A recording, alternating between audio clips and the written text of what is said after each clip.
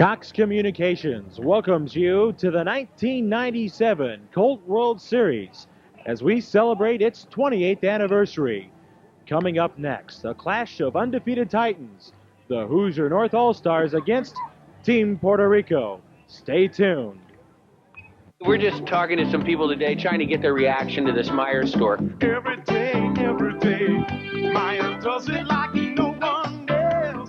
The store itself is terrific. Are they filming me right now? There's a great selection of everything. Where do you think you're going? No. You got to talk to me. There's a lot of things you can get here you can't get anywhere else. We're just trying to get hello. Anytime you save money, I enjoy that. Isn't that what you want me to say? Treat myself. Myers does it like nobody else.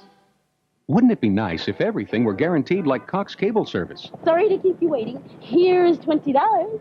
I'm sorry your table wasn't ready. Your dinner will be free. It would be nice. And Cox Communications offers you these guarantees. On-time service appointments or a $20 credit, guaranteed. And on-time installation, or it's free, guaranteed. Cox Communications, quality you can count on. Too bad everything isn't guaranteed like Cox Cable Service.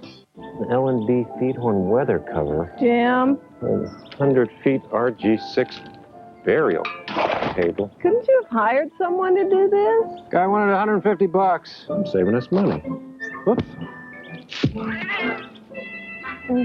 Dish must face south. Jim. Make sure the line of sight is clear for best reception. These days, when everyone's promising you the future of television, Jim. isn't it nice to know you already have it?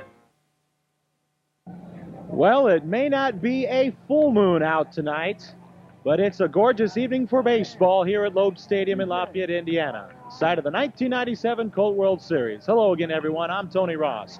Along with Jake Burton, the head coach and athletic director at McCutcheon High School, we got a dandy of a ball game coming up. There's just no getting around it. It's the Hoosier North All-Stars and Team Puerto Rico, both teams coming in undefeated.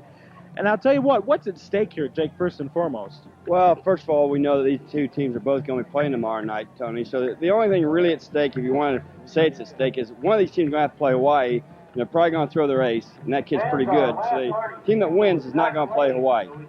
Now we're looking at this Hoosier North All-Star team coming in. Wow, pitching has been the dominant force for them.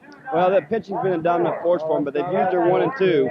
We've all known they had Beak and Musser, but now we're going to have to see what Townsend has and Barry or whoever whoever else he might come with. So we'll find out how much pitching depth they have tonight. Team Puerto Rico, they've got the hitting. Hitting is a big plus for Puerto Rico. Usually is. Every year they come up here, they have kids that can really move the ball. Usually have 1 or 2 kids that can throw the ball pretty well, but their kids are used up just like the Hoosier North, so they're in the same ball game, basically. They're both going to try to find out how much pitching depth they have, try to score some runs and do things like that. Puerto Rico move, run, and do a lot of things like that, move the ball around. So they're going to play defense, Hoosier North is, to be able to win this game. Well, even though that both teams know they're going to be in the medal round, it still looks good if you come in 3-0 as opposed to maybe 2-1. We'll see who's going to come away the winner here tonight. It's Hoosier North against Team Puerto Rico when we return here to Loeb Stadium.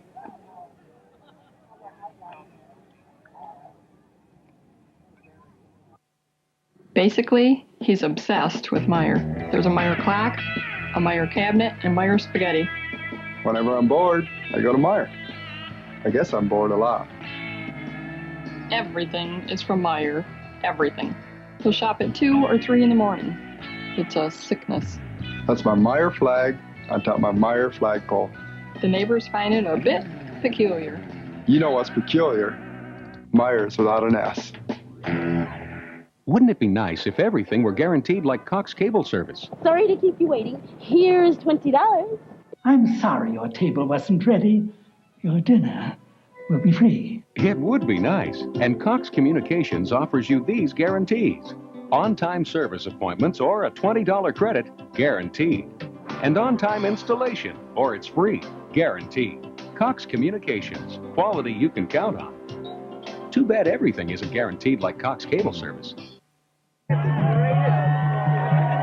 And hello once again, everyone, and welcome to beautiful Loeb Stadium in Lafayette, Indiana, as we get set for tonight's matchup between Hoosier North and Team Puerto Rico.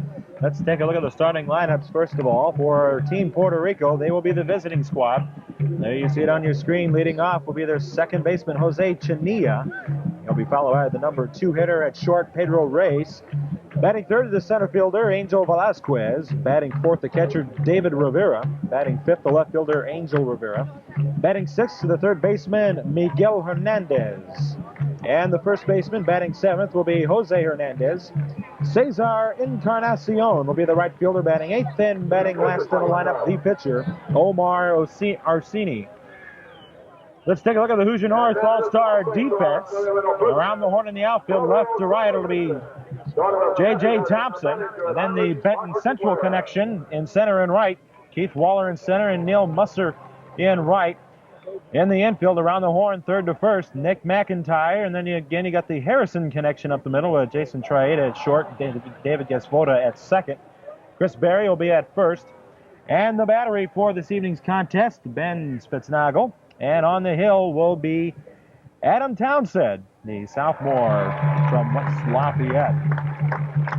Well, Coach, very quickly, your thoughts. What's going to be the key for Hoosier North to come away the win here tonight?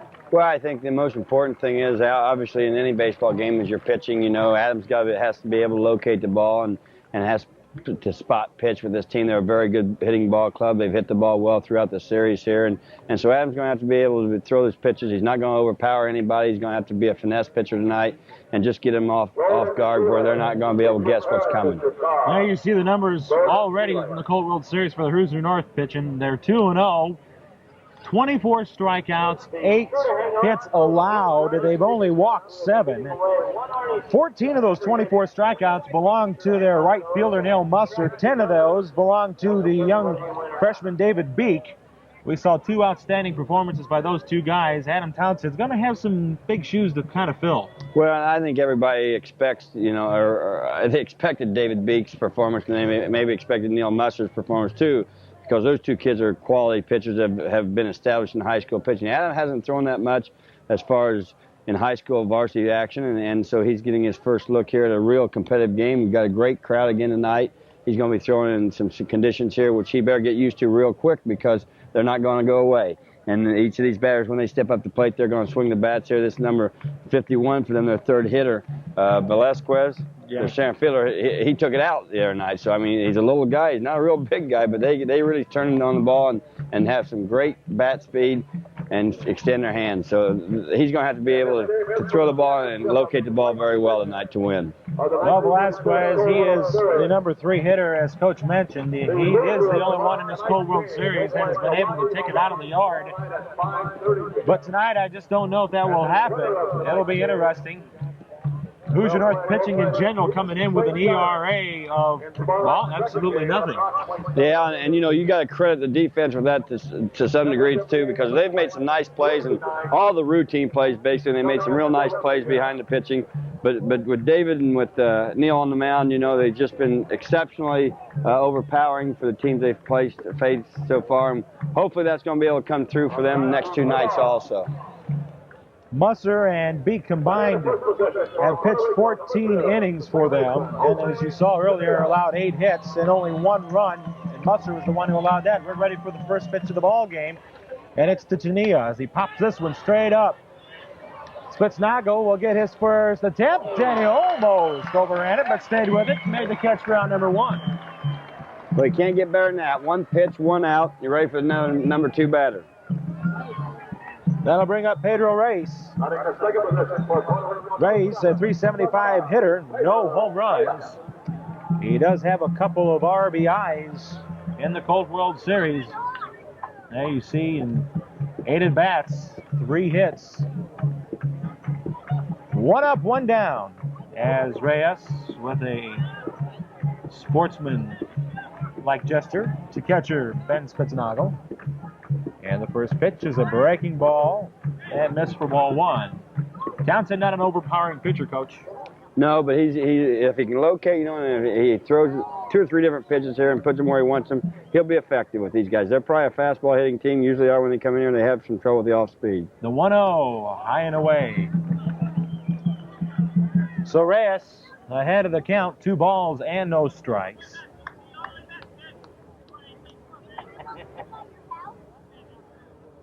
And the 2-0 offering. That's right on the corner.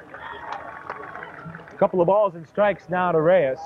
This is a good Puerto Rico team as far as hitting is concerned. They will put the ball in play. That's all you can ask for. The 2-1. That one well outside. 3 balls, 1 strike. We've gone through 3 games. Granted, Townsend's first. Do you think jitters are any part of the play here for the young left-hander? Well, you know, I think he gets through the first batter. I don't know how long that lasts. It shouldn't last much more than the first pitch, first batter here with him if you get the first out. He got the first out quickly, so he's coming back here in this count 3-2. It's a good situation for him here because now it's a hitter or pitcher's pitch here. The payoff way inside, and that's a walk. That'll bring up Angel Velasquez.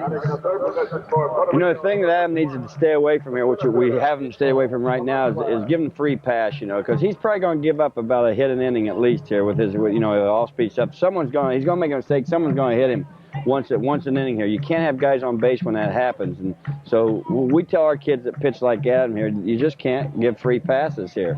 And he was in a situation there where he was 3-1 and got back 3-2 but didn't quite get him. You saw the numbers on Velasquez. 333 hitter with a home run and 6 RBIs as Townsend misses down and away to him. Velasquez hitting from the left side as you take a look at the runner, Reyes. 1 ball, no strikes. And the pitch. Swing and a miss. Velasquez well ahead with a swing there.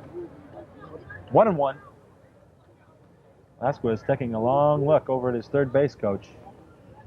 Boy, he's really deep in the box, Tony. He's way back here. Off-speed pitches would be much more effective against him. There's one right there, and now Townsend ahead of the count. 1-2.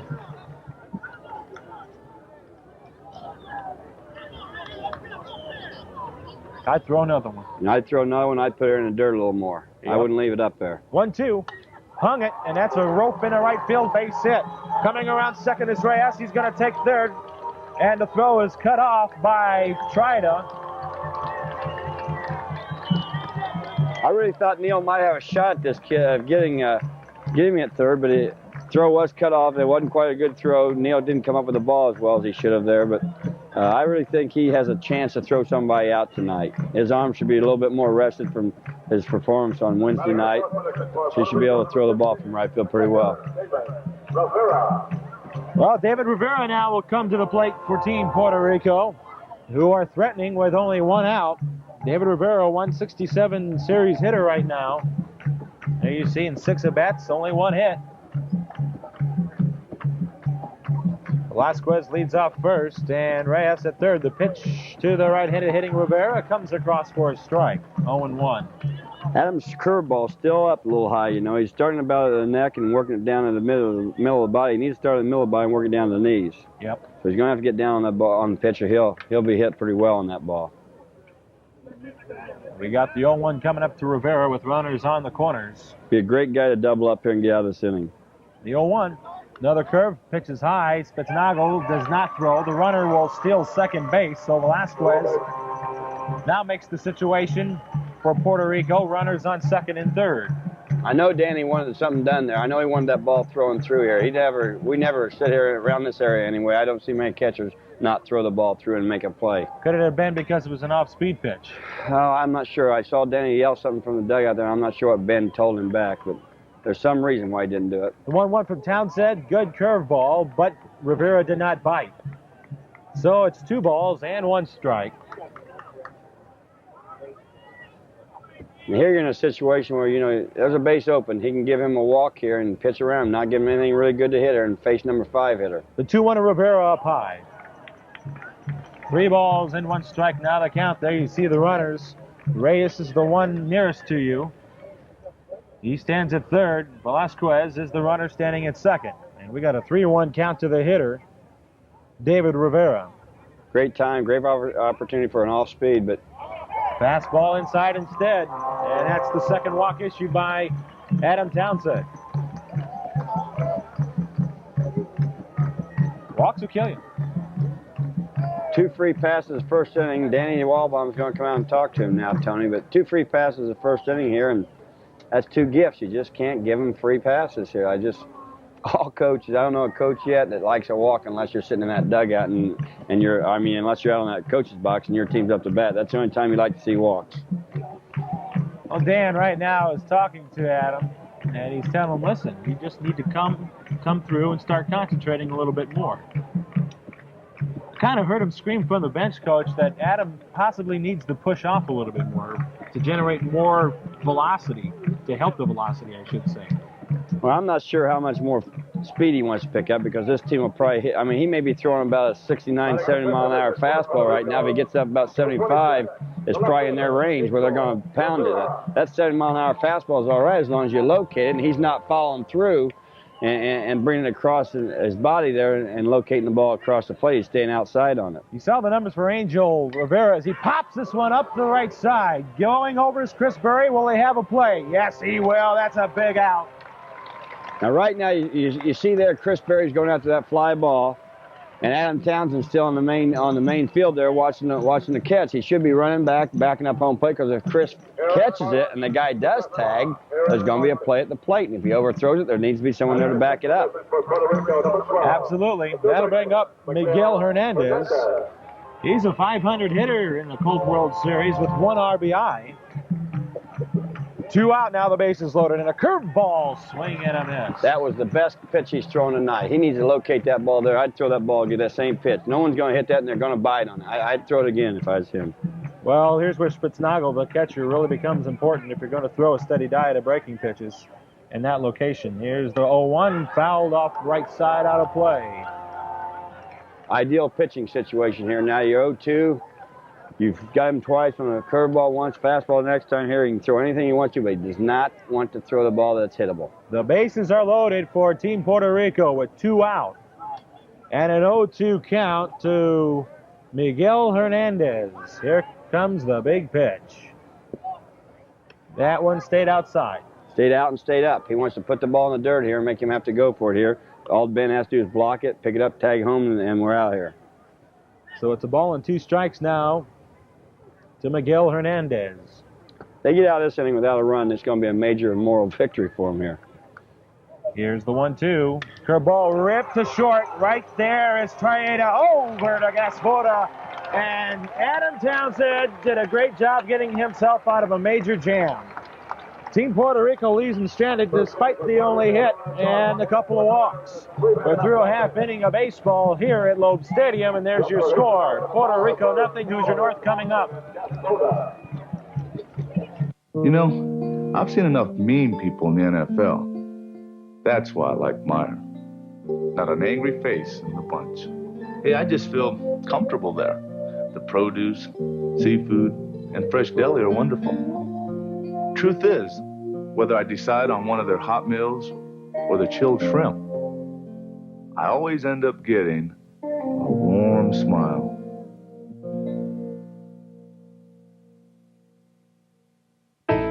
At Cox, we know your time is valuable, so we introduced our on-time guarantee. Either we're on time or your cable installation's on us. And if we're late on a service call, you'll get $20. Uh-oh. You're on time. Yes, ma'am. The on-time guarantee from Cox. If I'd been late, ma'am, we'd have owed you $20. You don't say. Cox, quality service you can count on.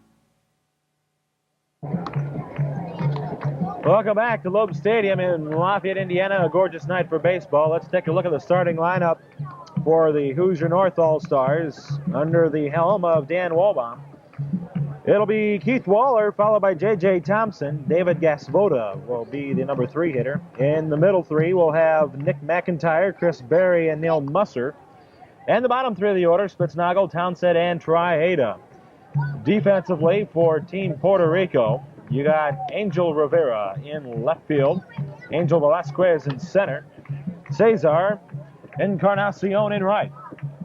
It'll be Miguel Hernandez at the hot corner, Pedro Reyes at short, Jose Chine at second, and Jose Hernandez will be the first baseman. David Rivera is behind the plate, and on the hill is the right-hander for Team Puerto Rico, Omar Orsini. Coming into the Colt World Series, he had a record of 3-1. He's got 3 essential pitches, one of them being the slider. Yeah, you know, a lot of the kids come up from Puerto Rico, they all teach them that slider. And I haven't seen a pitcher come through that doesn't throw a slider and throw a pretty good slider. You also like to throw the fastball with that, and they'll usually have a change. And let's talk about that for a second. We were mentioning it just off the air a little bit ago about the type of pitching a team like Puerto Rico faces as opposed to a team like Hoosier North. Explain that for us. Well, the thing unusual about Puerto Rico, they play all their ball in Puerto Rico during the summer, obviously, and their tournament's all in Puerto Rico, so they send a team up from there, don't come to the States and play anybody. So all they see is Puerto Rican pitching, which is predominantly fastball, sliders, and changes, you know. Whereas, hard pitching. Yeah, hard power baseball is what they see, you know, and that's the way they play. Now, that doesn't mean they can't hit the curveball. It's just the idea that their opportunity isn't there during the summer, usually for them to see a lot of that off-speed, slow stuff. And so a guy that comes here and throws a 69-mile-an-hour fastball and a 54-mile-an-hour curveball is going to be effective against this type of team because they're so far out in front, at least for the first 2 rounds, you know, and I don't know if they can ever adjust sometimes because of that. But as opposed to in the USA here, you know, you see all types of pitching, you know, different kinds of kids that throw the junk ball and the kids that throw the power ball. So you have to get used to both styles. Keith Weller comes into the series, as you saw, a .333 hitter looking for his first RBI as he's Dan Walbaum's leadoff man. And the first pitch is right down the middle for a strike.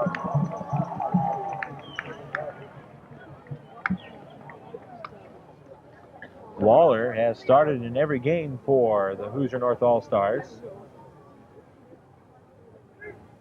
And the 0-1, right on the inside corner, make it 0-2.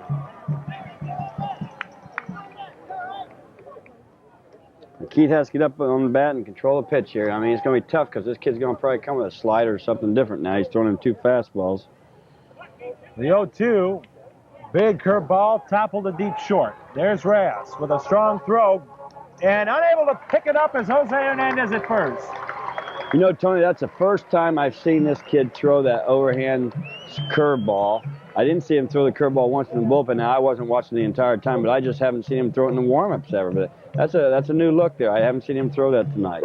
They're going to give the air to Pedro Reyes. So on is Keith Waller.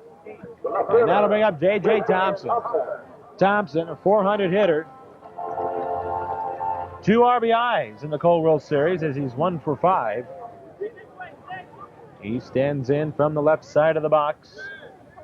He awaits Orsini's first pitch, and that's just pure high octane right there for strike 1.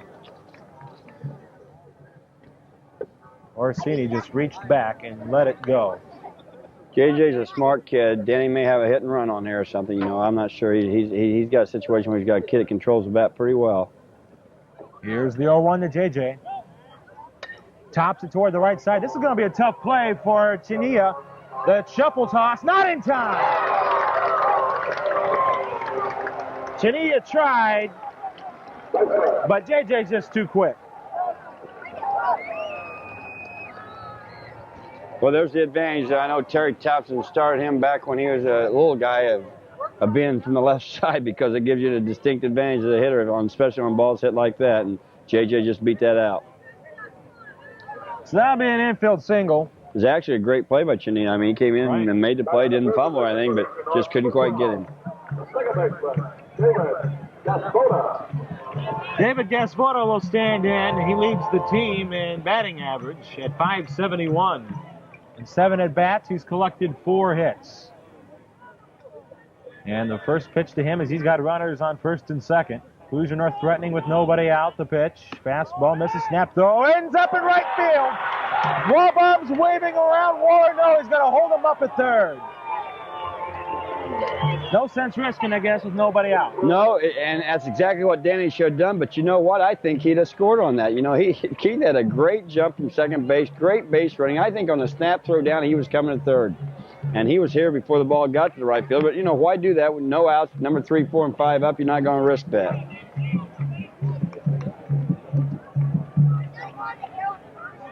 So now, with the count 1 ball and no strike to David Gasvoto, who's the team's best hitter coming into tonight.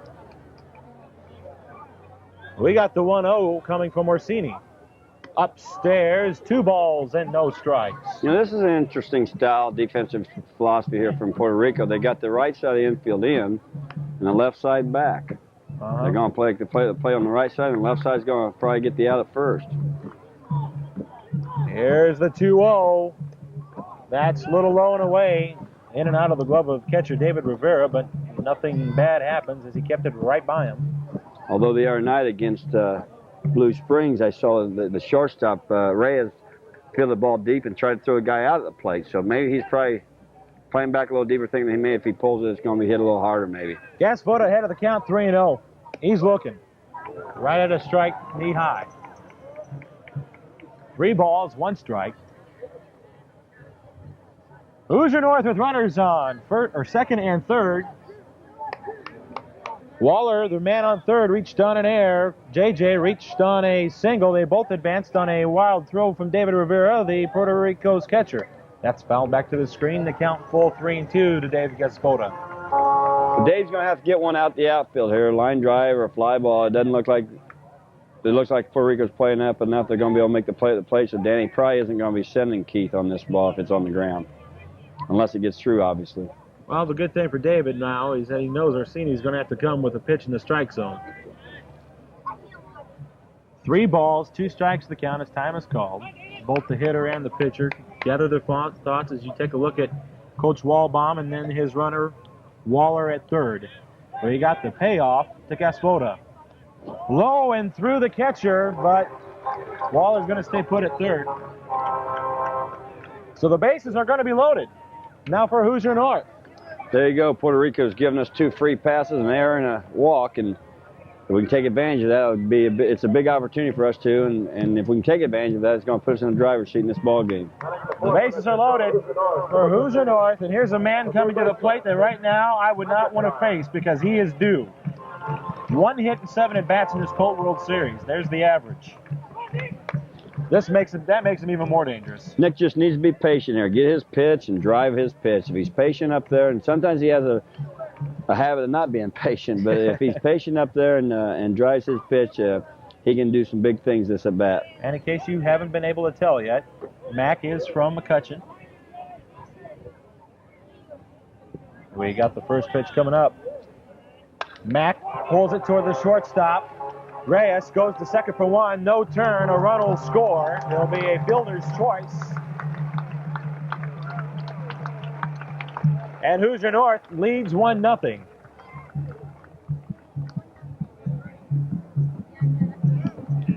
So Waller scores, and that'll bring up Chris Berry.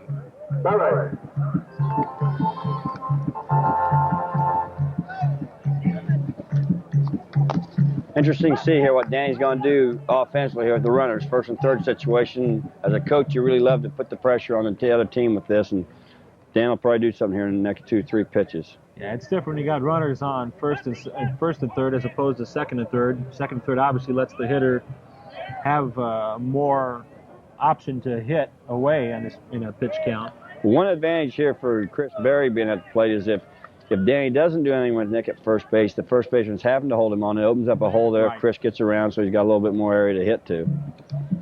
Chris Berry is due. He's looking for his first hit.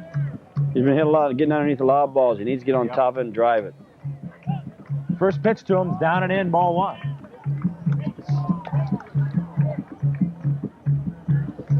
Well, if you hear drums in the background, it's the fans that have made the trip from Puerto Rico to cheer on their kids. Don't know what the song is, but it's got a good beat. Here's the 1-0. That fastball misses. So now it's 2 balls and no strikes. Runners on the corner for Hoosier North. Berry ahead of the count here. Great hitter's pitch right here, boy. He needs to really unload if it's in there. 2-0. Right down the middle. That's down the middle. I'm not sure it wasn't up in the zone, but it was down the middle. Chris, I don't think, liked it. And it may be a pitch where it's just a little bit up where he wants it. And, of course, in 2-0, you're looking for your perfect pitch. Yep. So now the count, 2 balls and 1 strike to Chris Berry. The pitch, the runner, McIntyre, goes from first, and there's a little walk down the third base line. This is hook and foul.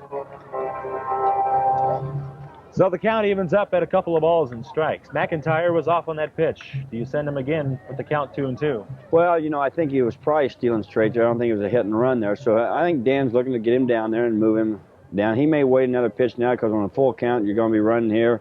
If you run and you strike out as a batter, they throw it through, you can stop, and the runner can score and get in a pickle at second there. So there's a lot of things he can do. I'm not sure what Dan's thinking here, but Nick's a pretty aggressive base runner, so I'm sure he's going to do something here with him. 2 balls, 2 strikes as you look at McIntyre at first. 1 out, runners on the corners. Hoosier North has just scored here in their half of the first. The deuce even pitch upstairs. That looked like a waste pitch. Yeah, it looked like a waste, and maybe the possibility of them even thinking that Nick may be going to throw through here. Well, at the count 3-2, does Danny send Mac here? Well, I would. I mean, I don't know what Danny's going to do, but I would send Mac on this pitch. With the idea that the ball, if he strikes out, he's going to throw through, and you may get it in pickle and still be able to score a run. The payoff, missing outside, ball 4, that loads the bases again. That's the second walk issued by Orsini. Second walk, and add that with the error. Out of the first 5 batters, 3 have been given the base, you know, and you can't do that too many times and survive. The only out in this first inning for Hoosier North came on a fielder's choice. So the runners, there are Berry at first, McIntyre at second. And we got Thompson at third. We got time called. Haven't hit the ball past the shortstop, and we've got 1 run and runner at second and third, and only 1 out here, and we're in our 6th batter already.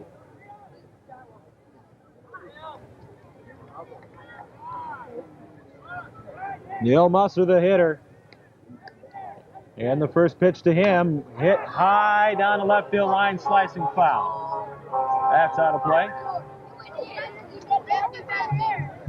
I don't know about Danny, but if I'm coaching this team, this is the guy that I'd love to see up in this situation with the base load of all the guys he has on his team. This is a guy that can hit the ball, and he can take it out, and he can hit that gap and score all 3 of those runs out there. I just really like to see Neil up in this situation. He's a 200 hitter in the CWS, but he does have an RBI. And the 0-1 to him, a curveball that comes right across. That's a great pitch. That's a great pitch. Neil Musser was like a popsicle on that one. He was all throws. So Orsini ahead of the count now. No balls, 2 strikes with 1 out. The base is loaded for Hoosier North here in the bottom of the first. Now time called. And now Orsini wants to talk to his catcher, David Rivera. Neil probably stayed down on the bat because he's a power hitter, but you know that's the difference between a power hitter and a control hitter here. The control hitter is probably going to be able to slap the ball and move the ball here. Neil's more likely to strike out if he doesn't hit the ball here because he's going to take a big cut at it, and he's going to get his cuts in, I'll tell you that.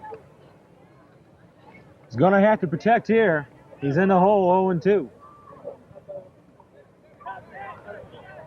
Fastball beat up the middle, and Cheney is going to try to turn it to Reyes, and the throw is wild. 1 run scores. Here comes McIntyre. He will score.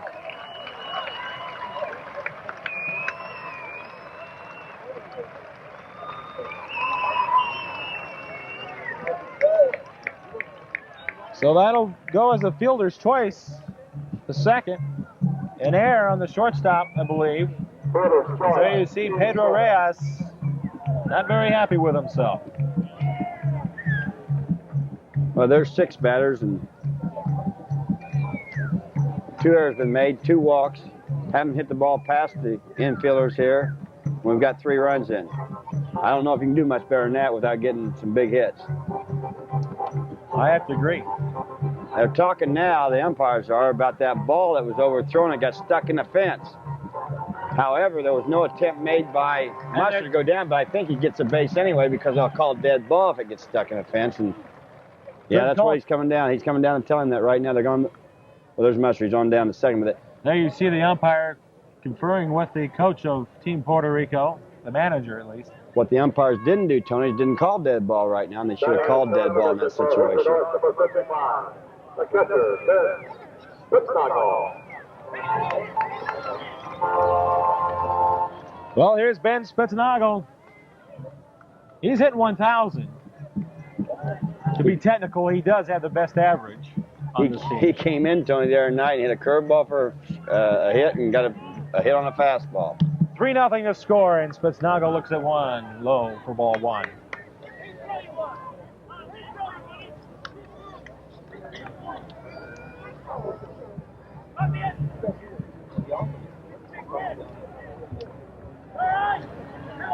One ball, no strikes to Spitznagle, and he pops this one up toward the right side, get foul. And it will. 1 ball, 1 strike. Now to Spitznagle.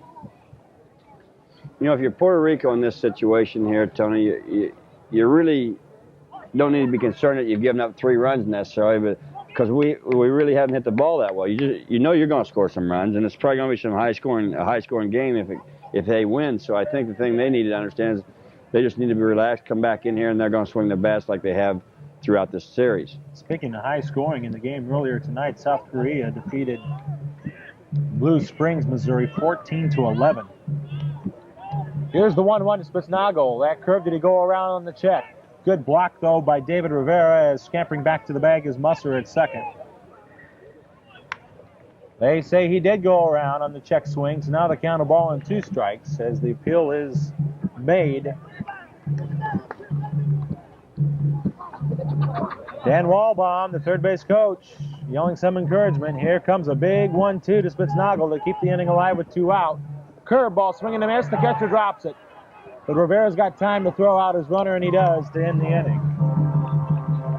But a good inning for the Hoosier North All-Stars, who score 3 runs in their first with 1 hit. They had a couple of walks and a couple of errors to help them out. We have completed 1 inning of baseball from Loeb Stadium. It's the Colt World Series on Cox Communications. Wouldn't it be nice if everything were guaranteed like Cox Cable Service? Sorry to keep you waiting. Here's $20. I'm sorry your table wasn't ready. Your dinner will be free. It would be nice. And Cox Communications offers you these guarantees. On-time service appointments or a $20 credit, guaranteed. And on-time installation, or it's free, guaranteed. Cox Communications, quality you can count on. Too bad everything isn't guaranteed like Cox Cable Service. Imagine a world where the music perfectly fits the way you feel, with the flawless sound of a great CD, music of your choice, and no commercials, ever. You can live in that world now. It's called your home. You can create that music. It's called Music Choice, the definitive music service direct to your stereo. Let over 30 different channels of music wash all over you. Music Choice, the next great sound wave.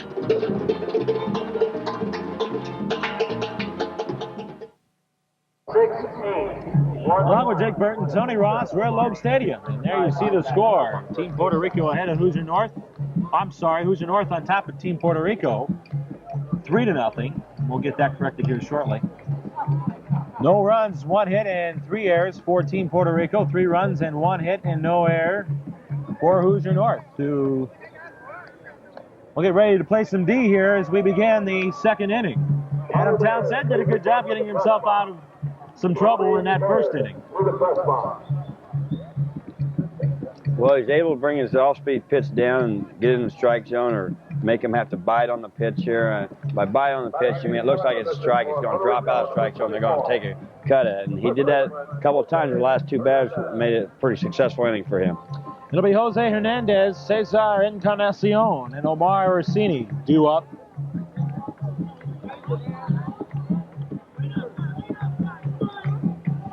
And here's the first pitch coming up to Hernandez. A good curveball, but Hernandez did not bite. 1 ball, no strikes to the count.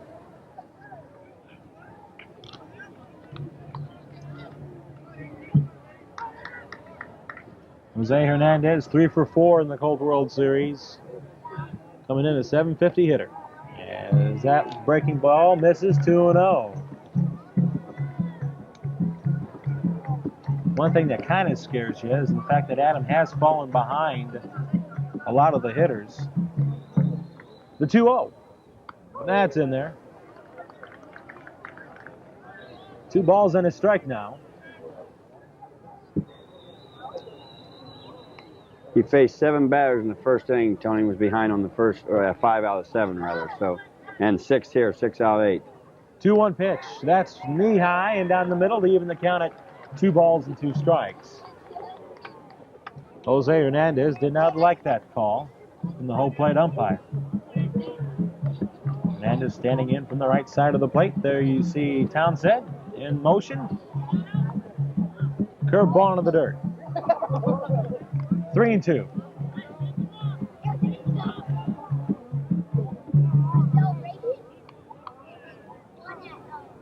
The medals round, I should say, begins tomorrow here at Loeb Stadium. And the first pitch fouled back. And if Hoosier North hangs on to win this one, I believe they face Hawaii. Or If they win this, they'll play Lecter. They'll play Lecter, that's right. Yeah, in the second game tomorrow night. Right.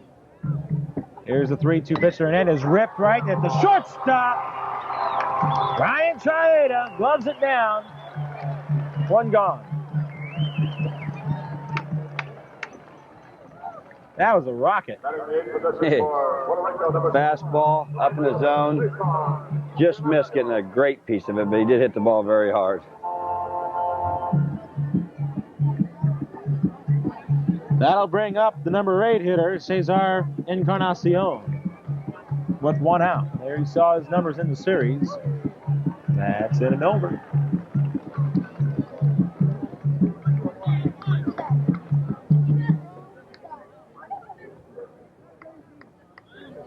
There you see the first base coach. The 0-1. Curveball ripped in the left field base hit. Encarnacion with a good piece of hitting. He waited for that curveball to come to him. Did a nice job. He kept his weight back, and a lot of times guys down the bottom of the order aren't fastball hitting batters. That's why they're down there, because they don't hit the fastball that well, and so you want to throw them more fastballs to try to throw it by him. But he stayed back and did a nice job of hitting. Here's Omar Orsini, the pitcher. Orsini, this is his first Colt World Series at bat. Actually, Orsini wasn't sure if he was going to get the start tonight. He knew right when he came to the ball field. And the first pitch to Orsini is in and over for a strike.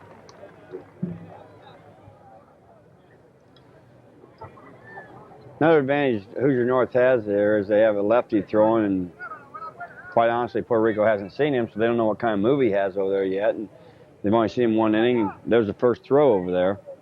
Snap throw. Encarnacion got back to the bag in time.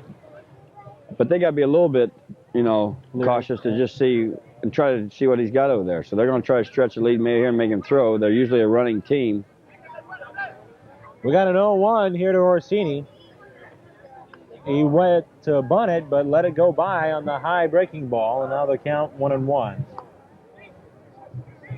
So in that particular pitch, Puerto Rico just looking to execute, put themselves in better situations with 1 out.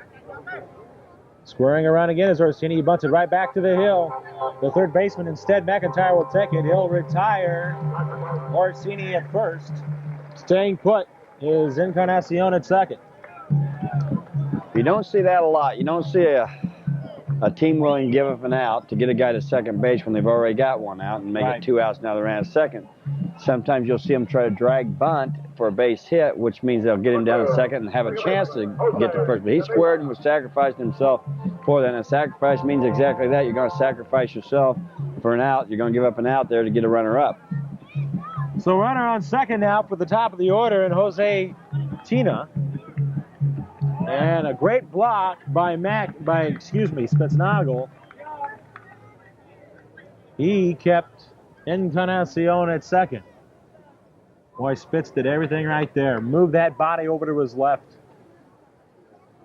He blocked it, and he finished it off by hustling and getting it. A lot of catchers will block it, and they'll leave it in front of them, and they'll walk to it. But he went after it and made sure they weren't going to take a base on him. The 1-0 to Chania, and that misses. So now it's 2-0.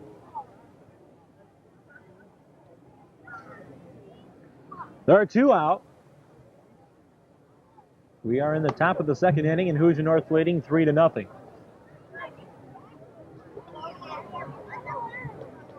Right now, Chinea is checking the signs with his third base coach. Now he stands in. Townsend back on the rubber. And here comes the 2-0 pitch. That's in and over. 2-1. Here, I think Jose's thinking is make Townsend work so he gives me a pitch that I like. He's ahead of the count, 2-1. Townsend misses low. 3 balls and 1 strike now to Chinea. Now, as a hitter here, he's probably thinking he's going to throw him a fastball. First base open here, ahead 3-0. I think Adam be wise to throw him a curveball here and instead of a fastball. It's a fastball, and that misses, ball 4. So at 2 out, Puerto Rico now have runners on first and second. And Pedro Reyes stands in. Pedro walked. He was one of 3 that were stranded on base in the first inning. 2 out in the first pitch to Pedro. That just misses the inside corner, ball 1. His average is up to 375 because with that walk, he has no official at bat.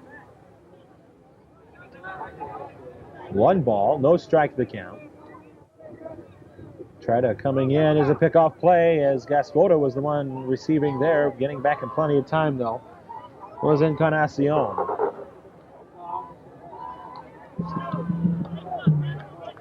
We still have a 1-0 count to Reyes. Tony, one thing when you bring in 4 teams from the summer season and you play in this, you've only played 7 games, it doesn't give you a lot of time to work on special plays and your different pickoff plays. So they try to do some basic things here. This one's fouled back to the screen, and now the count evens up at a ball and a strike. And that's important because that's where you start learning the chemistry part of the making of the team. Well, it's just the idea, you know that second base. It's nice when you have that pitcher that's had a second baseman or a shortstop that's been on his team in the summers. And in this situation with Adam from West Side and Gaspota and Trotta from Harrison, they haven't been together. So they've got a little time to have to get used to each other, and they probably aren't there yet. Curveball hit toward the right side, and it gets through for a base hit. Coming home the score will be Encarnacion.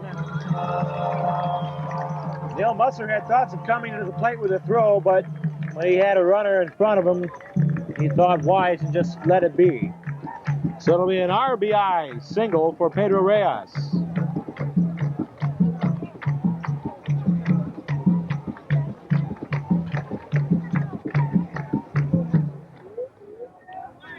So Chinea stands at second. Reyes at first. 2 out. Puerto Rico has just scored their first run of the contest. And now it's up to the number 3 hitter, Angel Velasquez, to keep it going. Angel singled to right in his first at bat. Big cut, but comes up short, 0-1. You know, in positioning of outfielders, a lot of coaches just really don't tell the kids where to position. They let them position themselves. We tell our kids to line up a right fielder on the third and second base line, and a left fielder on the first and second base line to give them some place to start. That's ripped in the hole, base hit. Here comes Musser grabbing the ball. They're waving the run around. Musser bobbles the ball in right field. The run will score. And Puerto Rico now will have runners on the corners with 2 out. So they have scored 2 runs with 2 out. And finishing that thought, Tony, with this situation, Musser's playing right on the line. I don't think they're probably telling him that, but that's where he's played himself with a left-handed pull hitter up. He's playing him around the line. Going to give him the line, but not give him the gap is basically what our thought is there, because most of the high school hitters are going to hit the balls to the gap, and that's where you get hurt the most. So back-to-back singles combined with a walk have resulted in 2 runs for Team Puerto Rico, and all this with 2 out. That'll bring up the number 4 hitter, David Rivera. He, too, drew a free pass in his first at-bat. Runners on the corners for Team Puerto Rico in the pitch to Rivera, in and over for a strike. That's Reyes at third. I look for Puerto Rico to do something here. They've got first and third situation here. I look for them to do something to try to make Hoosier North put a little pressure on the defense here. Let's see if the coach put on just that. As he flashed the signs to his hitter, Rivera. Here's the 0-1. The runner goes. Pitch out. The throw down is going to be not in time. It hits off the chest of Triada and bounces away. Scoring to tie this ball game up is Pedro Reyes.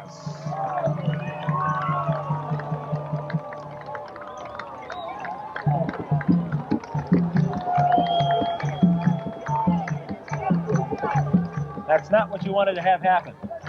Well, knock your Hoosier North. That's exactly what you wanted to have happen if you're Puerto Rico. And they create that by having the Velasquez run to second, steal second. Rivera with the 1-1, bounces one to second. Great adjustment by Gasboda. Fires over to first in time to retire the side. But Puerto Rico has just tied this one back up. They score 3 runs on 3 hits, thanks in part to a walk to boot.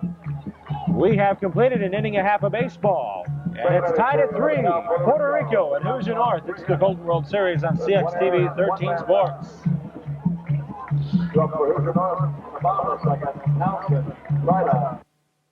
We get a Meyer for just about everything. Hey, if anybody needs one-stop shopping and low prices, it's the Dilly family. Chocolate pudding. Detergent. Pots and pans. Aspirin. Tricycles. Way too many trikes. Mashed potatoes. Lens cleaner. Sneakers. Velcro.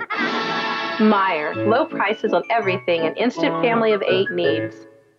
Picture a world where the music perfectly fits the way you feel, with the flawless sound of a great CD and no commercials, ever.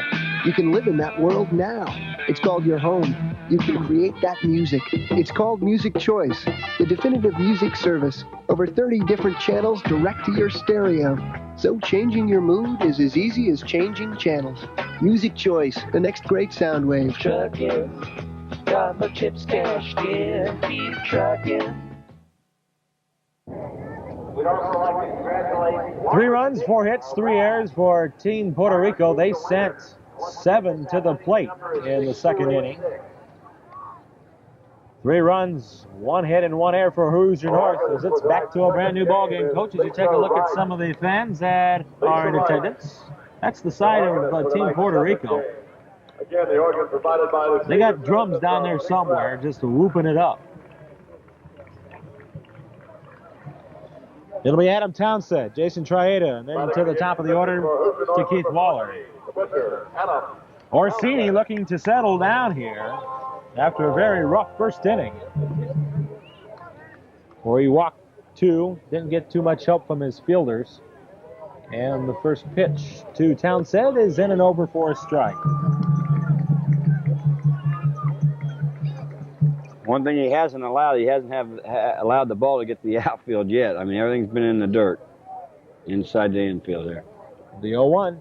Curveball, swing and a miss, 0-2, just like that. Townsend, this is his second appearance at the plate in the Colt World Series. He's looking for his first hit. No balls, 2 strikes. Here's the pitch. That one down and away. That was a good 0-2 pitch there by Orsini. Kept it low and away and out of the hitter's zone. Now, I really expect Orsini to be able to throw a slider with this. I don't think he's throwing too much of that off-speed slider. He's throwing predominantly fastball and curveball. Here's a curveball, and strike 3 is called. Well, my scorecard has just flown all the way outside of our location. Standing in now will be Triada. So 1 up and 1 down.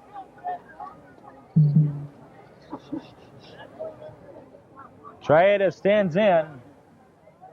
And the first pitch is low and away for ball 1.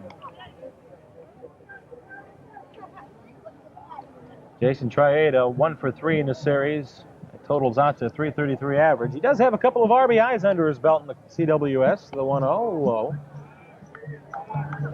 2-0.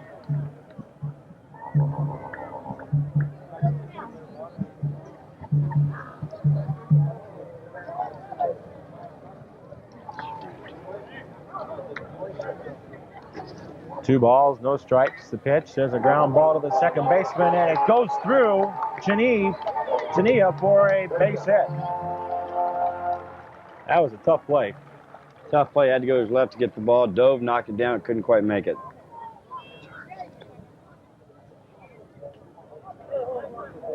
Shelly Miner, I owe her a great debt of thanks for retrieving my score sheet as it blew all the way behind me. Number 44, center fielder, Keith. And all the way down to the ground. Well, that'll bring up now the top of the order, Keith Waller.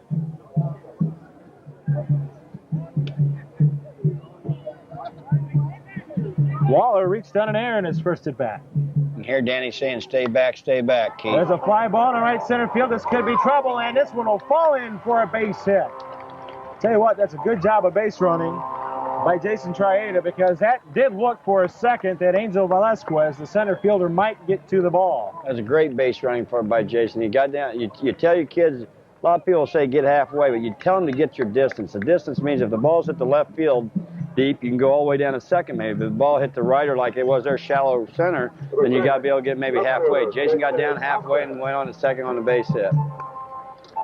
So Hoosier North once again back in business. They got runners on first and second with 1 out, and the hitter, J.J. Thompson. They're holding on the runner at first. That opens up a gap on the right side of the infield for J.J. to shoot for. And the first pitch is high, ball 1. Boy, some teams do that. I don't understand it personally. I definitely Where's the runner going to go? I have no way of knowing why someone would do this with a left-hand batter up, especially. But we don't do it with the right-hand batter up, play so you can turn 2. But I don't know. I mean, I don't know. Runners on first and second with 1 out, and the 1-0 count to the left-handed hitting Thompson, who rips a shot down the left field line. Just foul. Oh, 5 inches. Great arm extension. The outside third pitch, drove it to left. There's another coach's kid that's been playing baseball a long time and has been told and reminded probably that ball's outside third, you drive it to left, inside you yank it. And he did a nice piece of hitting on that ball.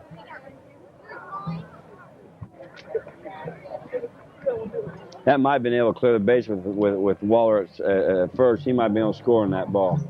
Terry Thompson, the gentleman that Jake is referring to, JJ's father. There you look at Coach Walbaum. He's screaming some encouragement. Stay back, he's telling him. He thinks he's going to get a curveball here. He just had that fastball he roped. Here's the 1-1 to JJ.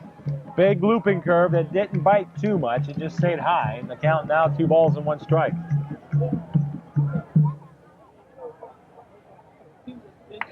Townsend started the inning with a strikeout.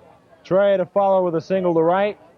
Waller a single to center. And that's what the situation is with 1 out. A 2-1 count to J.J. Thompson, who now needs time to talk to his coach, Dan Walbaum. I think he got a little confused on the signal they flashed there. Didn't know exactly what he'd... There you see the conference.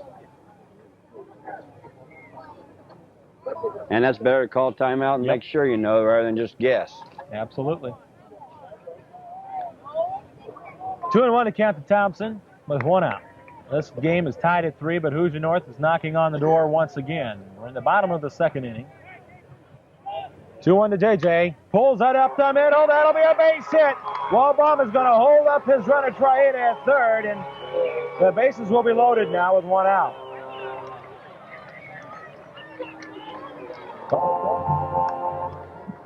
Fly ball definitely brings home a run.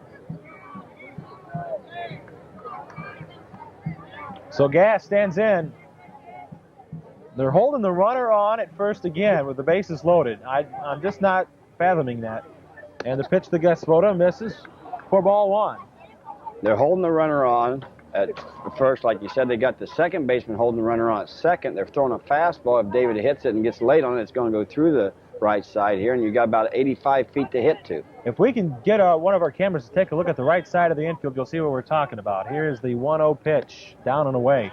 It's amazing. They hold on the runner, and you can just see the biggest gap. It looks like the Red Sea out there. There's the first baseman holding on Thompson. Now, in the foreground, in the background, I guess you can see the second baseman. He's right by the bag, no further than maybe 7 feet. Here's the pitch to Gass, and that comes across 2 balls and 1 strike now the count. Or that missed, apparently. 3 balls and no strikes now to Gasvoda. Bases loaded. Hey, we're going to take 1 for sure and maybe 2, make him throw. I don't know if he can throw 3 for strikes in a row. Here's the 3-0. Make it 3-1 now. Take another one? Well, probably not if you're David Gasvoda. You're probably going to let him have the green light. But if you're down in the order 8 and 9, you're probably going to take another one in this situation. But David's a good hitter. He's probably going to let him hit. Bases loaded for Hoosier North with 1 out. You don't want to take the bat out of the hitter's hand. Here's the pitch. Gas, a little flare into shallow center. Coming in hard, Velasquez. There's the catch. Here's the tag by Triana. This will be a close play at the plate. Not in time. The ball cut off. The throw to third. And they will get Waller to end the inning. Will the run score? That's the question. I think it should. Yeah, the home plate umpire's already indicated it's good. So the run does score, and Hoosier North will take the lead on the double play. That'll go 8. Danny's down there right now, talking to Waller, telling him, hey, now, when I give a signal for third to tag, that doesn't mean you tag. Right. So Hoosier North puts a run on the board there. You see the tail of the tape after 2 innings of baseball. It's the Colt World Series here on Cox. Wouldn't it be nice if everything were guaranteed like Cox Cable Service? Sorry to keep you waiting. Here's $20. I'm sorry your table wasn't ready. Your dinner will be free. It would be nice. And Cox Communications offers you these guarantees.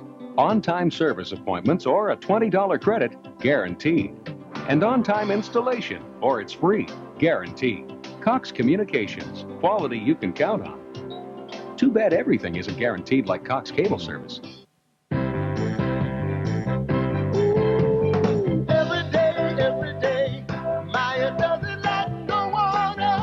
They have sale prices on top of their everyday low prices. The produce is always fresh. Getting a battery charger for motorcycles. Just bought a toaster from $1. Tennis shoes. Hammers, nails. You can find just about anything in here. I love your sales. You can't beat it.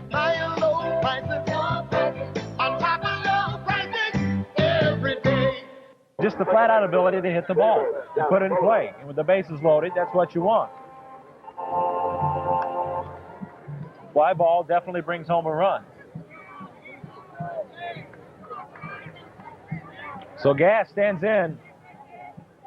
They're holding the runner on at first again with the bases loaded. I'm just not fathoming that. And the pitch to Gasvoda misses for ball 1.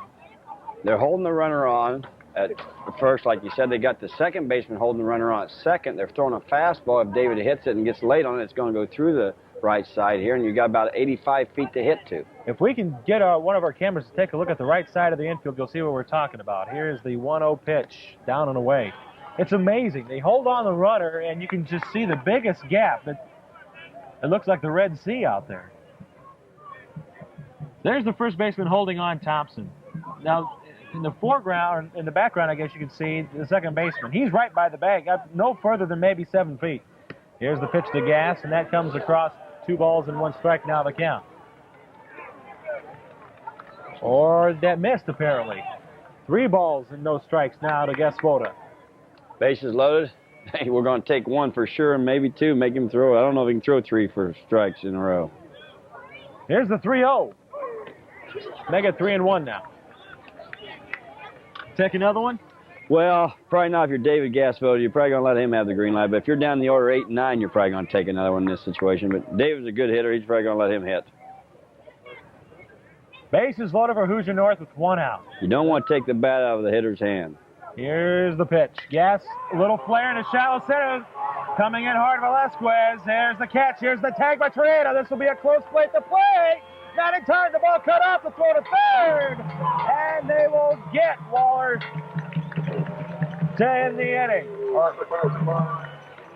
Will the run score? That's the question. I think it should. Yeah, the home plate umpire's already indicated it's good.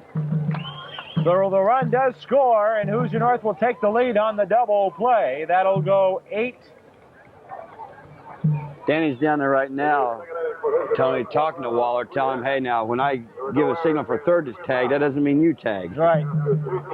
So Hoosier North puts a run on the board there. You see the tail of the tape after 2 innings of baseball. It's the Colt World Series here on Cox.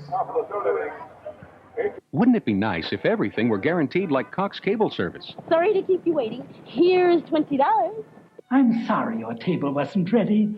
Your dinner will be free. It would be nice. And Cox Communications offers you these guarantees. On-time service appointments or a $20 credit, guaranteed. And on-time installation, or it's free, guaranteed. Cox Communications, quality you can count on. Too bad everything isn't guaranteed like Cox Cable Service.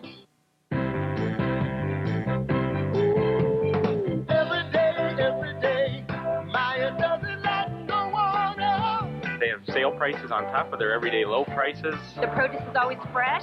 Getting a battery charger for motorcycles. Just bought a toaster for my daughter. Tennis shoes. Hammers, nails. You can find just about anything in here. I love your sales. I can't beat it.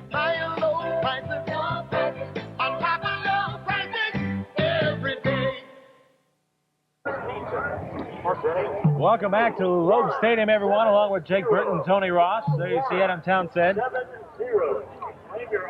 as we get set for the top of the third inning. There is a red score.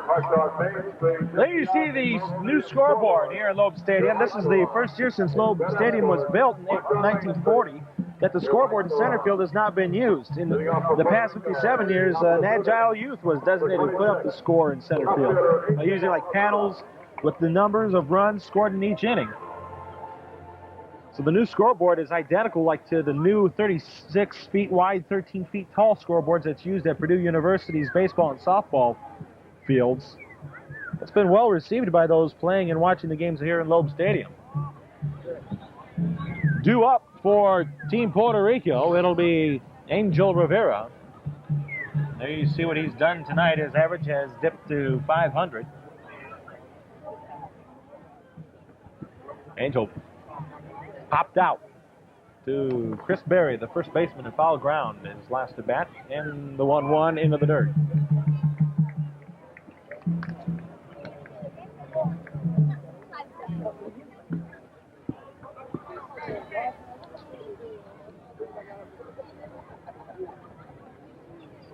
We got a 2-ball and 1 strike count to Rivera on the pitch. He got a good cut, but fouled it back. 2 balls, 2 strikes. Strike attendance 2,649. 2,649 in attendance here tonight at Loeb Stadium. They just announced the crowd. Look at that boy. That's hustle. That's some hustle by Mr. Chase right there. You know, that's 3 nights that Hoosier North played that they've had over 2,000 people here. That's fantastic. I mean, it speaks well for the community. Yep. The 2-2 to Rivera. Swing! And a miss. He almost drove himself in the ground. He swung so hard. There's out number 1. That total attendance for 6 nights just over 13,500. Over 6 nights here at Loeb Stadium, Coach. Over 13,000 have been in attendance to watch these games. That's beautiful.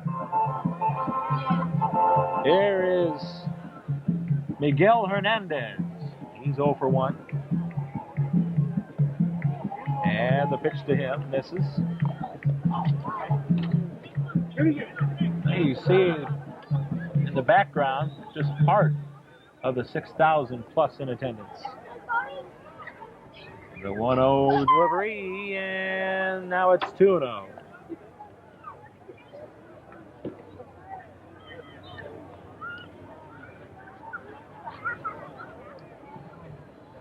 So Miguel Hernandez ahead of the count.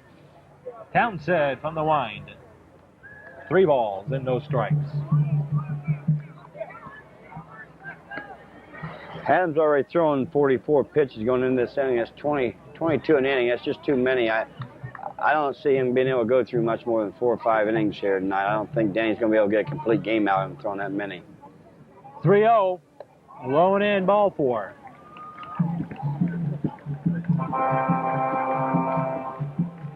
Three walks issued tonight by the Hoosier North left-hander, and Chris Berry is going to have a little chat with his West Lafayette partner, Adam Townsend, on the hill.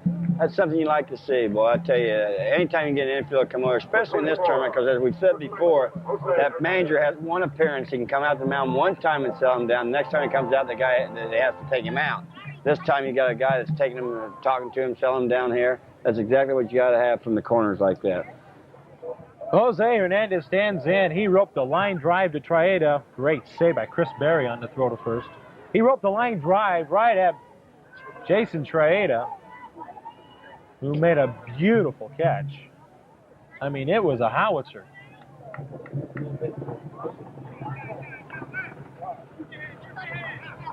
One on, one out for Puerto Rico, and the pitch. This is low to Jose. 1 ball, no strikes. As you take a look at the third base coach. Unique series of signs there to start it off. That's 5 balls in a row. You know, I'm the coach here. You might be having him take on this. That's 5 pitches in a row. It's been out. 6 in a row. It's been out of the strike zone now. And here, once again, it could be a number of things. He's just not following through. He's just not bending over enough, opening up the shoulder, opening up the hips.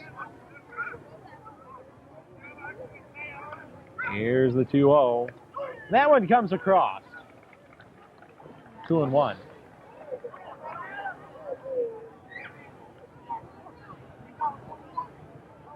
Pause warming up in the Hoosier North bullpen. The 2-1 pitch. There's a bouncer to short. Traeda lost the ball.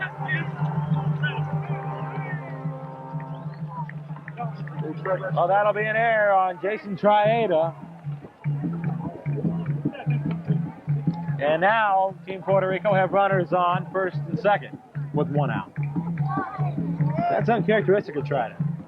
Number 21. I think he realized that he was going to have to hurry that throw as soon as he picked it up. Jose Hernandez, even though he's a big fella, can get down the line.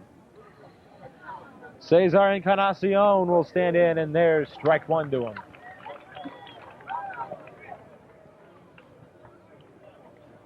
Cesar 1 for 1. Single, later scored. And that was in the second inning, that 3-run second inning. Hoosier North up by 1 run here, 4-3. Here's a big curveball. Stayed a little high. A ball and a strike now. That's Rivera at second. Hernandez at first. The on-deck hitter. Orsini, the pitcher. The 1-1 beat to short. Traeda knocks it down. Shuffles over to Gasboda just in time.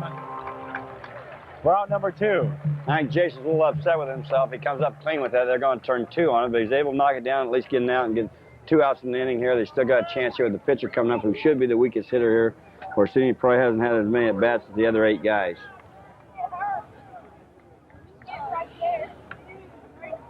Orsini laid down a perfect bunt his last at-bat. If you remember, Tony, they threw a fastball and he didn't try to bunt the first pitch, and then they threw a curveball for a ball and the fastball for a strike that he did bunt, but he did try to bunt after he got 1 strike on him. So the coach probably let him swing away the first one, but saw he wasn't going to get it done, so then he just bunts him down. That was with 1 out. Orsini taking his time at the plate. Now he's ready. Townsend in the stretch. Here it comes. That's strike 1. That's an important pitch. You want to face this guy. You don't want to face number 1. Number 1's probably a little bit better hitter than number 9, especially Orsini being the pitcher. So you want to make Orsini hit it. That number 1 that coach is referring to is Jose Chania, who's on deck.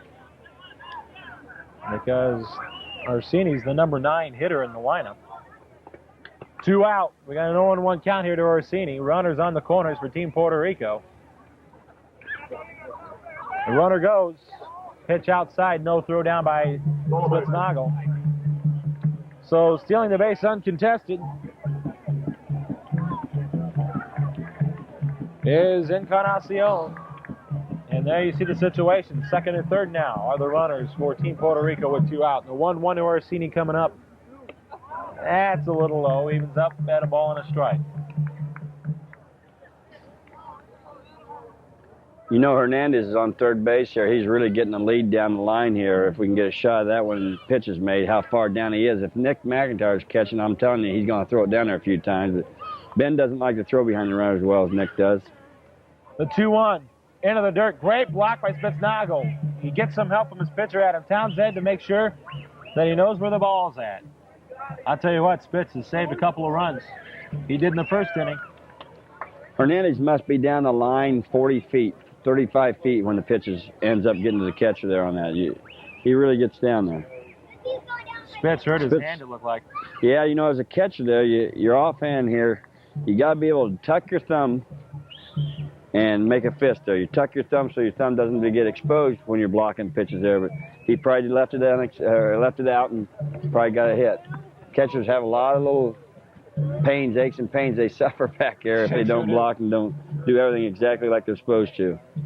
Did a nice job of blocking, though. Yes, he did. The worst kind of pain is getting jarred by a foul ball. I can testify to that. Orsini with a 3-ball and 1-strike count to him now. Runners on second and third. Important at bat. We've got to get some strikes in here. Into the dirt, another great block by Spitznagle. Look at him chase the ball down. Townsend able to take the plate to keep the runner at third at bay. Well, you didn't like that for to happen just due to the fact that Orsini's a number 9 hitter. Now we go to the top of the lineup. In Chania. He has popped out to the catcher, but he's also walked. I wouldn't be surprised for Paz to be coming in now. Danny's hasn't made an appearance yet or trip yet, but I wouldn't be surprised if Paz come in right now. Yep, that'll be the case. He's getting a little tired. He's throwing 50-plus pitches, probably close to 60 now, and we're only in the third inning. Leaving his ball up, that's a sure sign of a kid getting tired when he doesn't finish that pitch off and bend down and follow through. So, looks like he might stay with him another batter here. Yeah, I guess so. I guess Dan feels that Adam can go ahead and get himself out of this pickle.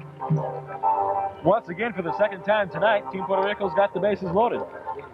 I'd say Dan has his mind made up when he goes out there, whether he's going to take him out or leave him in. You know, as a manager, you definitely need to do that and not let the kid talk in, because kids predominantly will say, I can get this guy, because their heart's telling them they can, but their head, I don't know. They don't even think with their head sometime out there. And as a manager, you got to go out there and make sure. So I'm sure Dan was going out there just to find out and make sure he was still okay, but all the time probably plan on staying with him.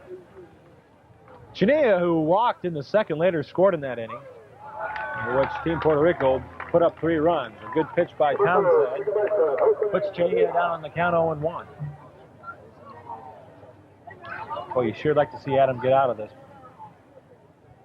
He's doing it the hard way, that's for sure, the 0-1. Off the end of the bat, there's the shortstop Trieta right there, and Adam has done it again.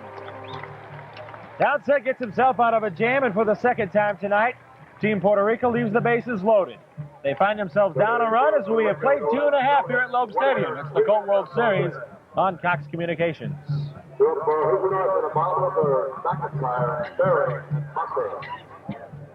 We're just talking to some people today, trying to get their reaction to this Myers store. Every day, Maya does it like no one else.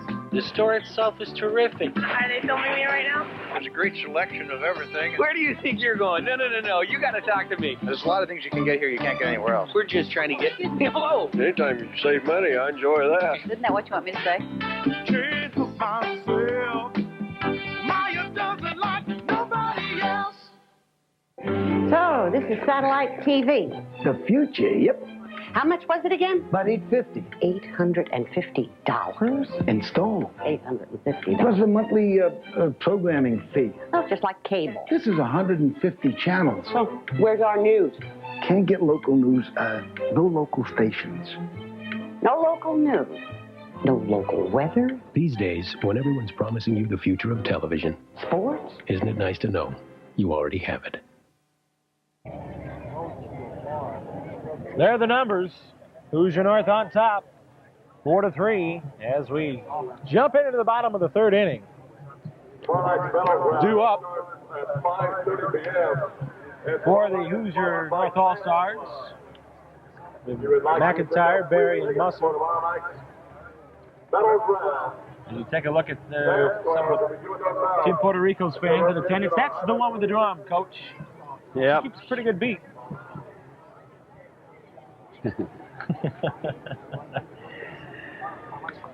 Yelling some encouragement to some of her players. I'm sure one of them happens to be her son out there.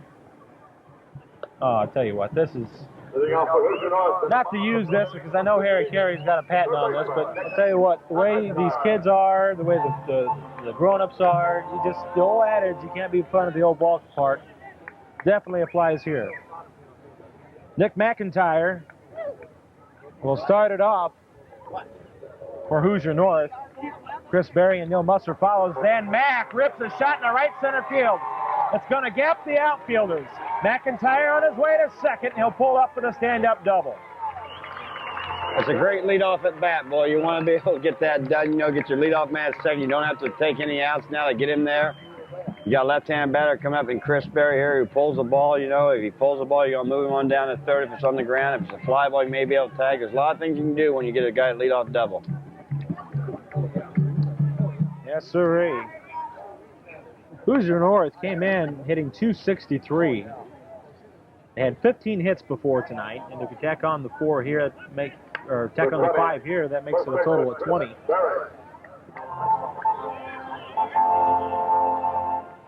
Chris Berry stands in.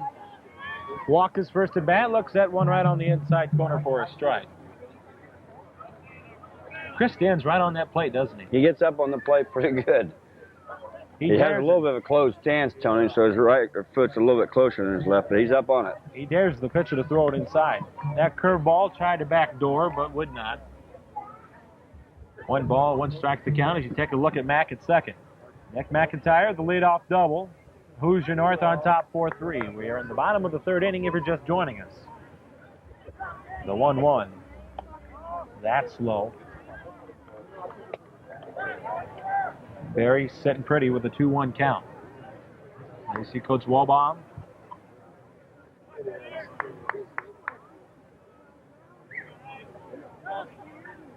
That's going to be a 50-footer that hops over the catcher Rivera in to the fence, all the way to the fence, and that's going to be a gimme as McIntyre is going to go all the way to third here.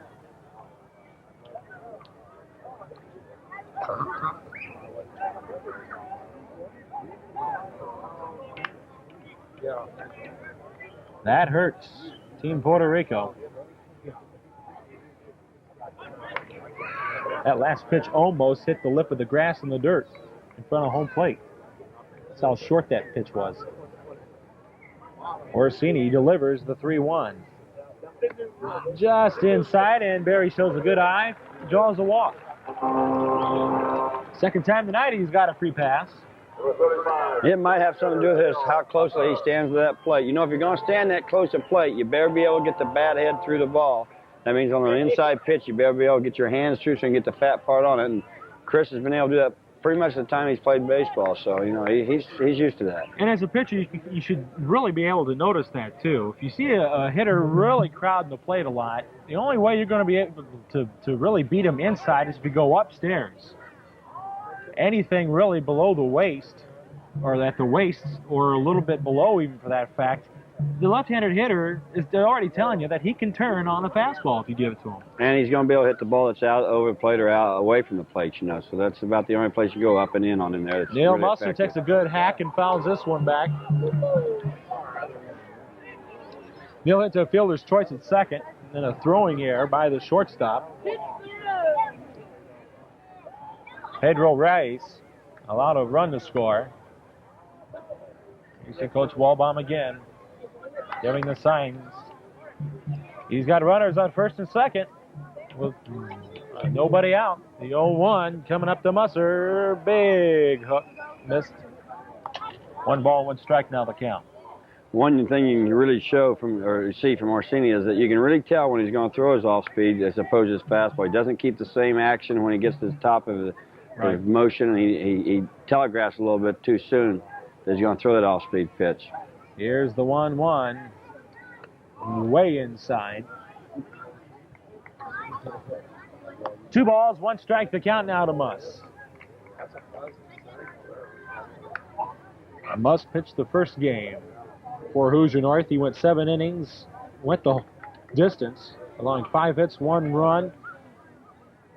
He walked 3, struck out 14. Pulls this one to first. There's Jose Hernandez, the turn for 1. Great play by Rice. Oh, for some reason, Jose Hernandez cut off the throw before it got to the bag. A run will score as McIntyre touches home plate in the meantime. Hoosier North now is up their ante to 5-3. You know, Tony, for the kids that are watching this ball game, the young kids that are watching this game, there's 2 things happened on that were things that need to be pointed out. One is that the ball's hit to the left side and the pitcher was getting over to first base to cover in case the first baseman couldn't get back, which he didn't get back, but he did cut the ball off before it got to him. So the pitcher was covering on that double play. The second thing is that Neil Musser slides into first when he shouldn't slide into first. I mean, it's faster to run through the bag in that situation. Spitznagel, the hitter, off the end of the bat. Cheney tries to turn it. The ball dropped by Reyes. So Pedro drops the ball. That'll be an error.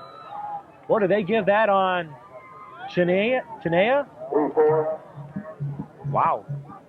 That looked like a good throw from Cheney. At least one that was handleable. I think Cheney is probably thinking it's a good throw, too. But typically, when the ball's thrown, you know, if it's not just perfect, they'll give the error to the guy that's throwing. Yep. Still 1 out.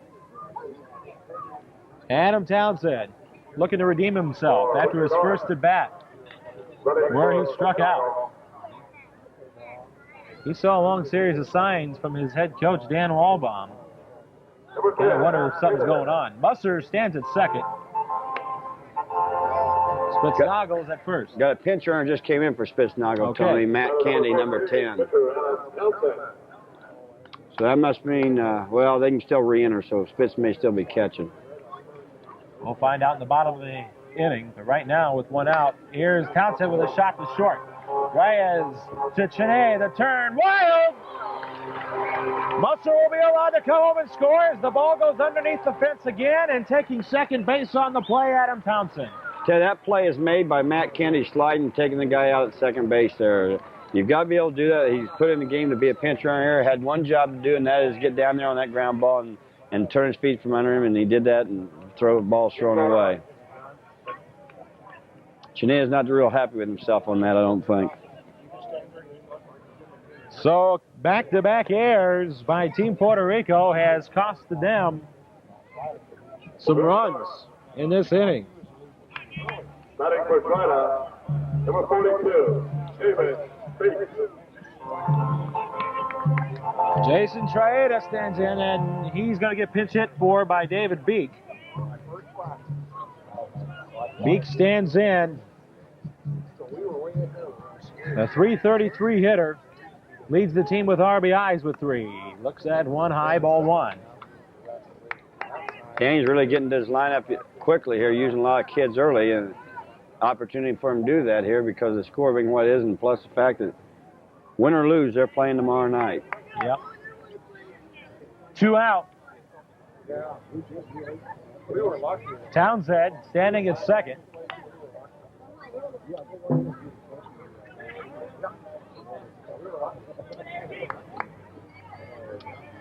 Here's the 1-0 to Beek. He had thoughts of going after it, looked at it for a strike.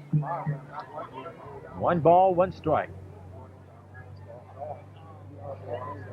Beek in the Colt World Series, pretty productive. He's been on base quite a bit. Walk, double. Oh, froze on the curveball. 1 ball, 2 strikes. Here's another kid. He's not going to go up on the bat. He's going to stay down and drive it. He's taking a good cut at this pitch. Here comes the 1-2 pitch from Orsini.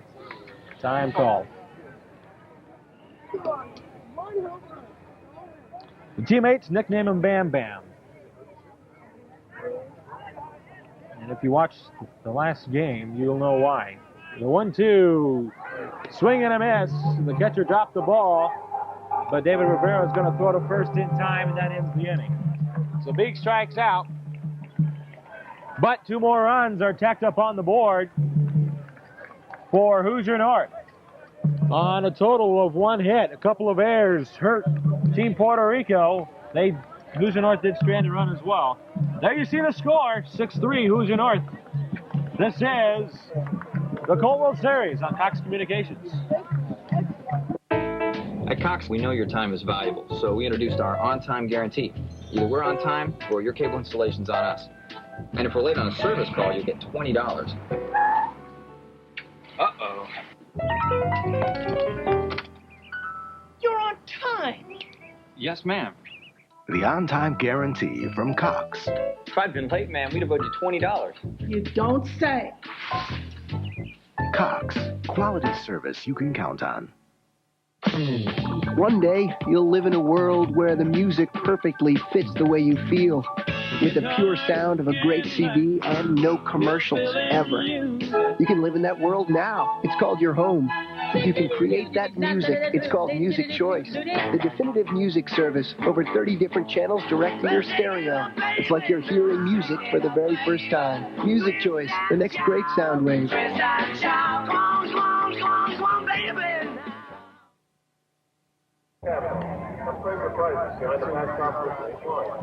6-3, Hoosier North on top as we go into the 4th inning of baseball. Along with Jake Burton, Tony Ross, a couple of changes to talk about for Hoosier North. Patrick Lowry will be the new third baseman. Out of the game will be Spitznagel. Replacing him will be Nick McIntyre. So Mac will stay in the game, only this time he's receiving. There you see Patrick. He's a new hot cornerman. They've been good pops. Due up for Team Puerto Rico. Now playing third base and batting in the 7th. It will be Pedro Reyes, followed by Angel Velasquez and David Rivera. Nick McIntyre moves from third base to catcher. And the first pitch to Reyes is over for a strike. So Adam's got a new catcher in Nick McIntyre. Adam, I'll tell you what, when he's had to suck it up, he's done a great job getting himself out of jams. I didn't know if he'd come back with him. He's on his 65th pitch going into this inning here, and you got the number 2, 3, 4 batters up, and he looked a little tired, but Danny's chosen to go ahead and go with him. He's got a 6-3 lead on this.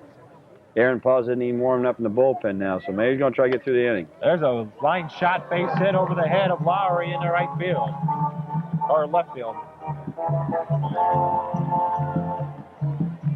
So on with the hit is Pedro Reyes, excuse me.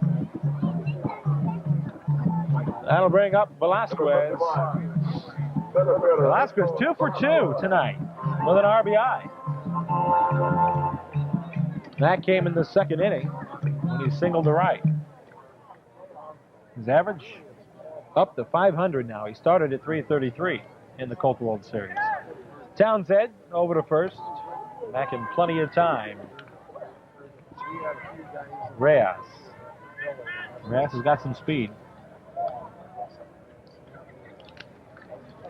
Velasquez has hit both balls to the right side, both to Musser. That one over the head of Velasquez. Now the runner's going, and McIntyre will have interference no play. on the catcher, I think, Tony. Looked to me like Mac went to throw, and the umpire got in his way. Indeed, that's what the call is going to be. So, trotting back to first base will be Pedro Reyes.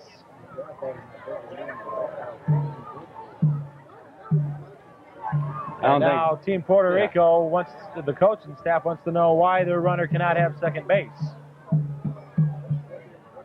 So there you see the conference that's just now occurring. Home plate umpire is telling the coaches that his batter interfered with the catcher.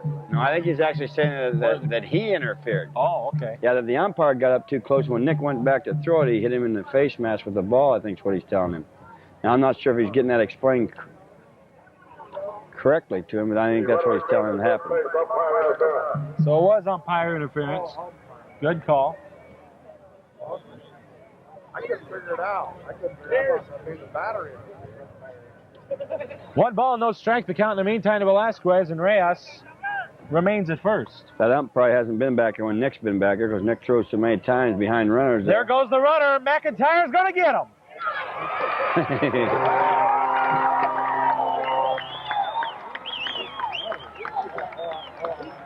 I have no idea why Reyes took off on that. The ball is not that far from Mac, and Mac said, well, thank you. That's the 3rd time in this series that McIntyre, the ball's not been caught, either blocked or put in front of him or dropped, and he's picked it up and thrown the guy out at second. Velasquez has a 2-0 count. Make it 3-0. Looks like Townsend's pitching kind of careful to Velasquez. Yeah, I think you can loosen up a little bit now. They don't have a runner on, you know, and you're in a situation where you're 3 runs up. He's going to have to get after him here because it's 3-0. 3-0 outside. So another walk issued by Townsend. That's 5 on the evening. Well, Puerto Rico. Velasquez and number 2 batter, Reyes have been on base 6 out of 6 times tonight. David Rivera has walked and grounded out. And the first pitch is over for a strike. Velasquez with good speed for a big guy. He stands at first. 1 away. 0-1 to Rivera. Nick's setting up on the outside third here. Oh, picture perfect. That was just picture perfect. Adam did a nice job spotting that pitch. I think Nick didn't have to move his glove 2 inches on that one. 0-2 now the count to Rivera. Non-hittable pitch. Curveball well outside. Good job by Mac to get over there and backhand that one to keep him getting by. When you talk about non-hittable pitch, you at least want one that they're going to bite on. You don't want it to be a hittable pitch, but you want it to look like it's going to be there. And that one didn't even look like it's going to be close. There you see Velasquez taking his lead off first. Here comes the 1-2.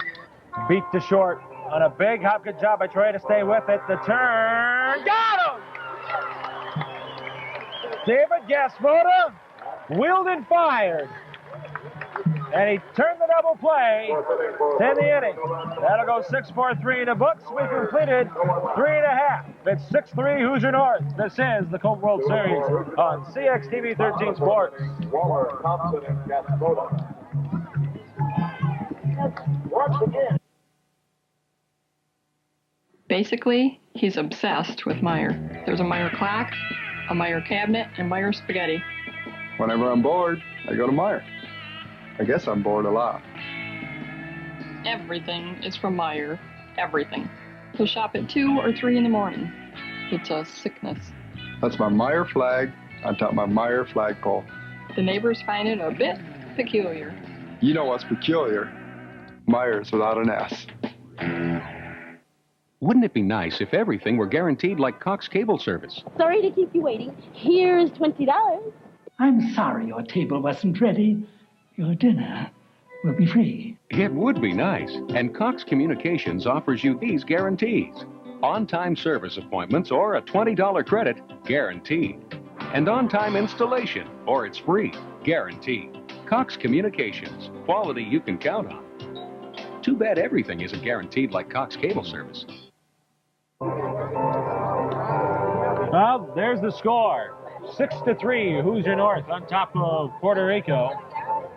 Wow, that's a nifty double play that was turned. For a second, though, Coach, I thought David Gasfoto was not going to get rid of the ball. Yeah, and first of all, Jason, the ball took a bat off. He came up. It looked like it hit so hard, it got stuck in his glove. He got it out, threw it to David. David stepped, went to his right, towards left field, and, he wasn't moving like he's going to throw it to second base, but he planted his right foot and threw it, and that guy must be slow going down to first base, all I know.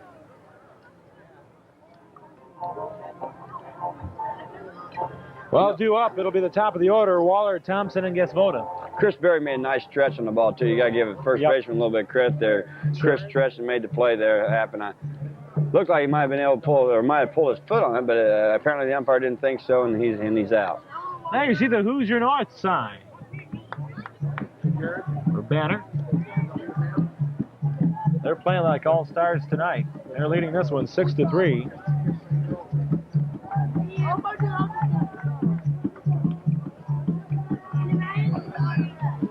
Hitting off the Hoosier North in the bottom of the fourth inning, number 44. Waller reached on an error in his first at bat, then singled to center in the second inning. And the first pitch to him. That's outside for ball one. Orsini entering his fourth inning of work. He's completed 3 so far. The 0-1. That let up, went over the head of Waller, who had to dunk out of the way.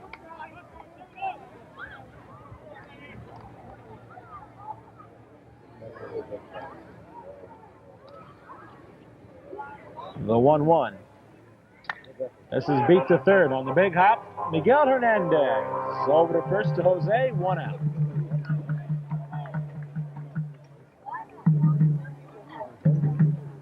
That'll bring up J.J. Thompson.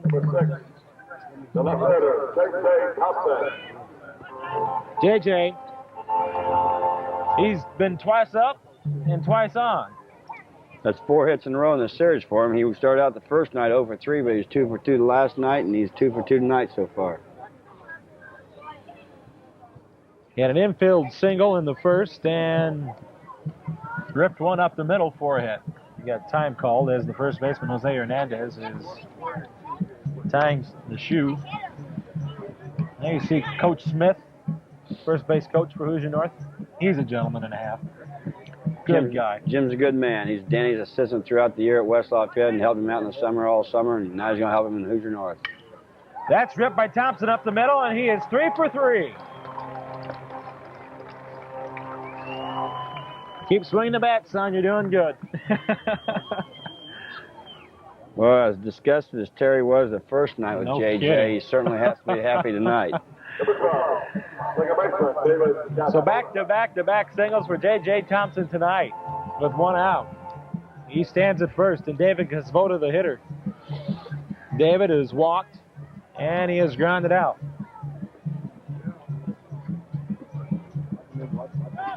And the first pitch to him is low.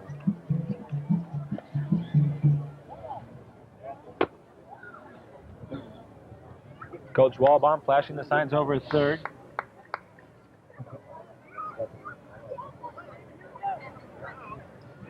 Here's the 1-0. That's low. 2 balls, no strikes. Well, this is right up Gass's alley right here. Good pitch to be running on. I mean, he's going to have to bring a strike. David's a good hitter. JJ's a good runner. You're up 3 runs. Go to work. See what Danny does. Go to work. The 2-0. Runner goes. And the throw down is unable to get handled by the second baseman, Jose Chania. Danny gave a second look there to David, Tony. I think he's saying, hey, why didn't you swing through that pitch because it's a hit and run? But they got by without doing that. Now there's a ball 3, so you're in a better situation now by not doing that, I guess. It's all good, Dan. Look at him.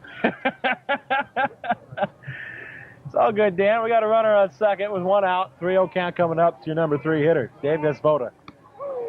Make it 3-1.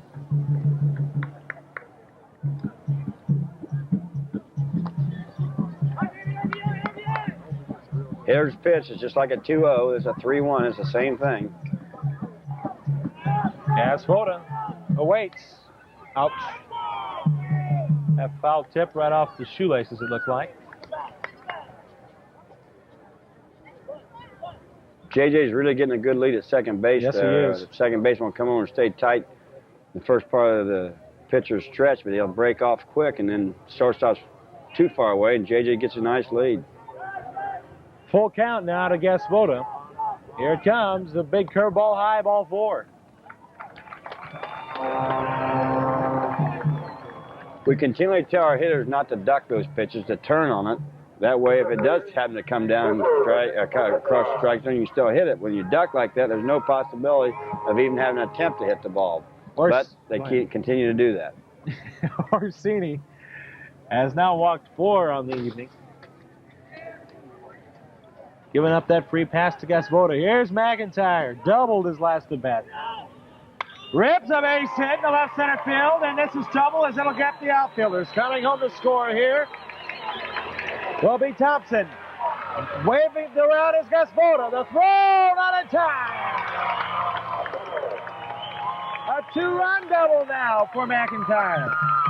Nick really got a hold of that one, you know, and drove the ball left field hard. He drove the ball to right field hard last time. He's hitting the ball where it's pitched.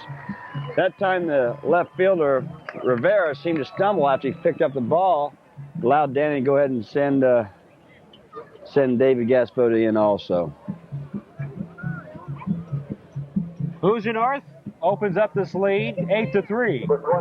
And Chris Berry will step up. He has shown a good eye tonight by walking twice. McIntyre with his leadoff second. Orsini delivers a curveball and a beauty. Strike one.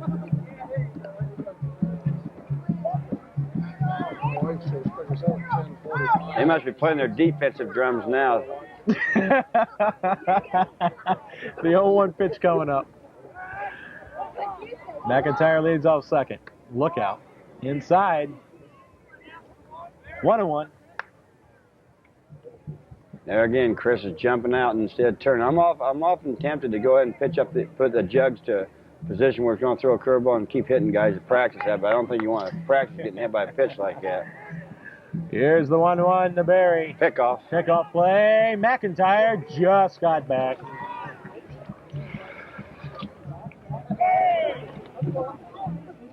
Nick was straying off that bag a little bit too far, Coach.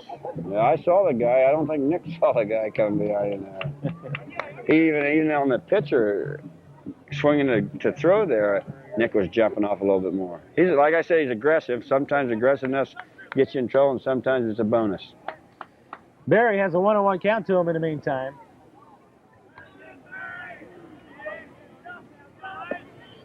Curveball high. 2-1. And I think a lot of that, I think Nick was probably seeing JJ getting a tremendous lead. Yep. I'm sure that has a little bit to do with it. He sees that happening. The shortstop now is going to swing behind. But what Nick has to realize is you got a left-handed batter up now, so you're going to have the shortstop covering it. Right. Here's the 2-1 pitch. Instead of snap throw to second again. And the shortstop, Reyes, was covering the bag.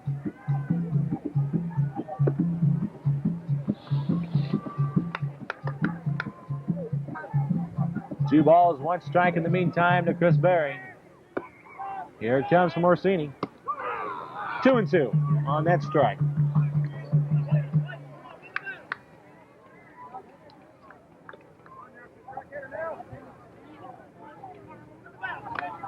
Nick's looking to move to second on any ground ball to the right side, or move to third. 2-2 pitch, foul tip. So Berry hangs in there. Count stays at a couple of balls and strikes. Outfield straight away for Berry. McIntyre leads off second. Here's the pitch to Berry. Just got a piece of it again as he fouls it back. He's hanging in there. One more time. Puerto Rico has got a man warming up in their bullpen.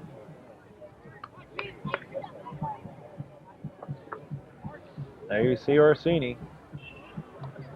The 2-2 pitch. Curveball swing and a miss. Dropping the ball, Rivera. He'll shoot over to first in time. That's 2 out. As Berry strikes out. That'll bring up Neil Musser. Musser has hit the fielder's choice not once but twice this evening. There's a situation on that strikeout that's in the dirt where you want your runner at second hopping a little bit to third, and then he sees that ball thrown at first. He might be able to take a chance there. Pitch to Musser, upstairs, ball 1.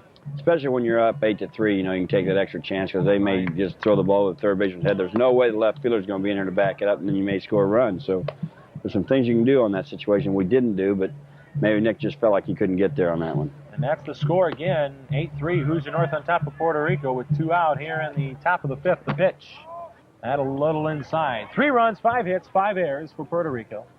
8 runs on 7 hits and 2 errors for Hoosier North. There you see Coach Waba doing a little yard work. Hitter's pitch here, 2-0. Neil Musser, dangerous hitter on this situation. Goes after it and yanks it foul down the first base line. I actually think he hit that with one hand, didn't he, Tony? It sure looked like it. I mean, it almost looks like he just had his right hand out on that one. 2-1, Must still ahead of the count, so should be looking for anything close. There's McIntyre. Boy, it's good to see him starting to rip the ball, Coach. Yeah, it's nice to see him. You know, if you're patient enough and you're a good hitter, hits are going to come to you here as well as he swings the bat. And that's certainly happened in this series. 2-1 to Musser. Inside corner, strike 2. Neal didn't like the call, but the deuces are wild. 2 balls, 2 strikes, and 2 out. Coach Walbaum has a theory on the 2-2 and 2 out count. No one gets a hit. Let's see if Musser can dispel that. Curveball, did he go around? Yes, he did. Rivera grabbed it in the dirt and then throws the first. That ends the inning. But Hoosier North scores a couple more on a couple hits.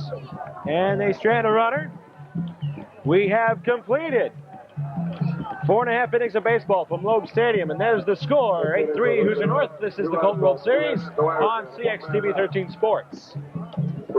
Imagine a world where the music perfectly fits the way you feel, with the flawless sound of a great CD, music of your choice, and no commercials, ever. You can live in that world now. It's called your home. You can create that music. It's called Music Choice, the definitive music service direct to your stereo. Let over 30 different channels of music wash all over you. Music Choice, the next great sound wave.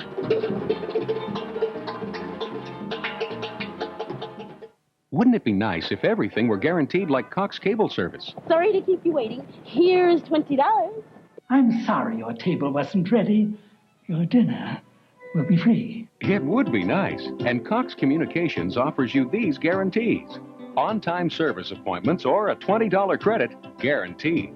And on-time installation, or it's free, guaranteed. Cox Communications, quality you can count on. Too bad everything isn't guaranteed like Cox Cable Service.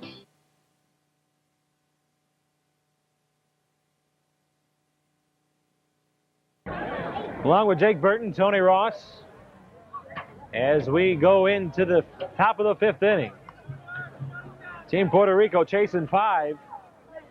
It'll be Angel Rivera, followed by Miguel Hernandez, and then Jose Hernandez. Rivera has popped up to the first baseman, and he is struck out. There's a picture of the ground crew who's done a great job, Scott McTaggart and his crew, and they've done a great job on this field throughout the tournament. 0-1 to count to Angel Rivera. Yes, they have. They've done a fantastic job. The 0-1 pitch. Curveball way out in front, a little tapper foul down the first base line.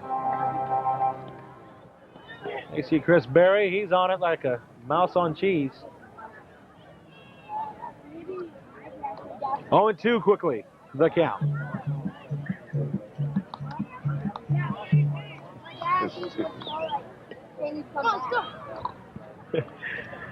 No balls, 2 strikes to the count to Rivera.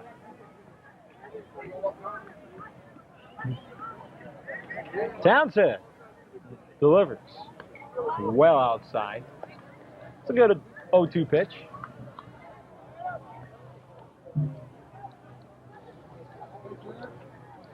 Now Adams he's thrown through 4 innings here. He's thrown 65 pitches in the first 3, but only 10 in the last inning, which has allowed him maybe to come out a little stronger this inning. Maybe get a couple more. That's a 55-footer for a 3-ball and 2-strike count now. I'll make that 2-ball and 2-strike count.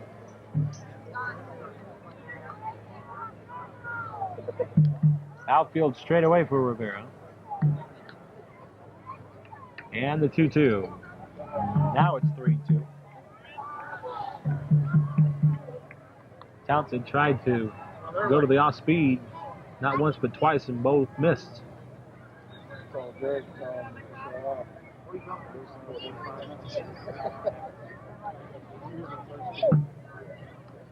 Payoff pitch, jammed him.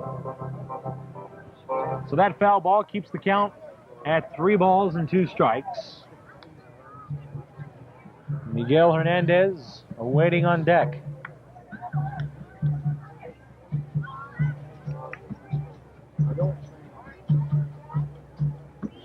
The payoff once again. Ball 4. Townsend tried to slip in the curveball, but it would not come through. That's the 6th walk issued by Townsend tonight. He rendered another walk to this guy, Miguel Hernandez, the hitter.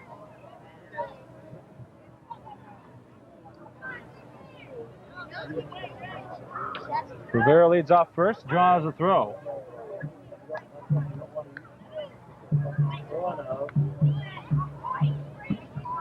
That's what Miguel's done tonight and what the average has dipped down to. Pitch to Hernandez. Looked like Nick got a little close to the batter on his pre-swings there and hit Nick in the mask when he swung his bat back there before that pitch. That's all part of not being a catcher except this summer. You learn these things.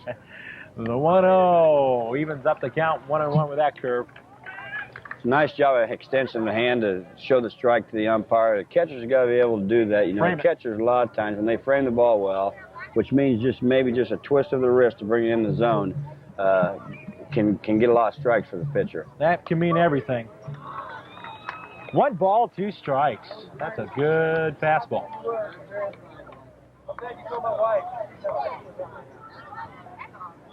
So Miguel Hernandez awaits an 1-2 pitch outside. Nick faked the throw to first.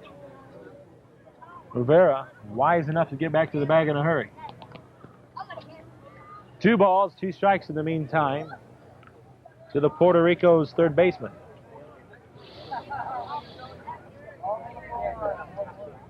Swing and a miss. And Hernandez will grab some bench. So after issuing a walk, he comes back and gets Miguel Hernandez on a strikeout, and that brings up Jose Hernandez. Jose has gone to short both at bats. One, he lined out to Triton in the first at bat, and then reached on an error from Triton. Looks at a curveball over for a strike.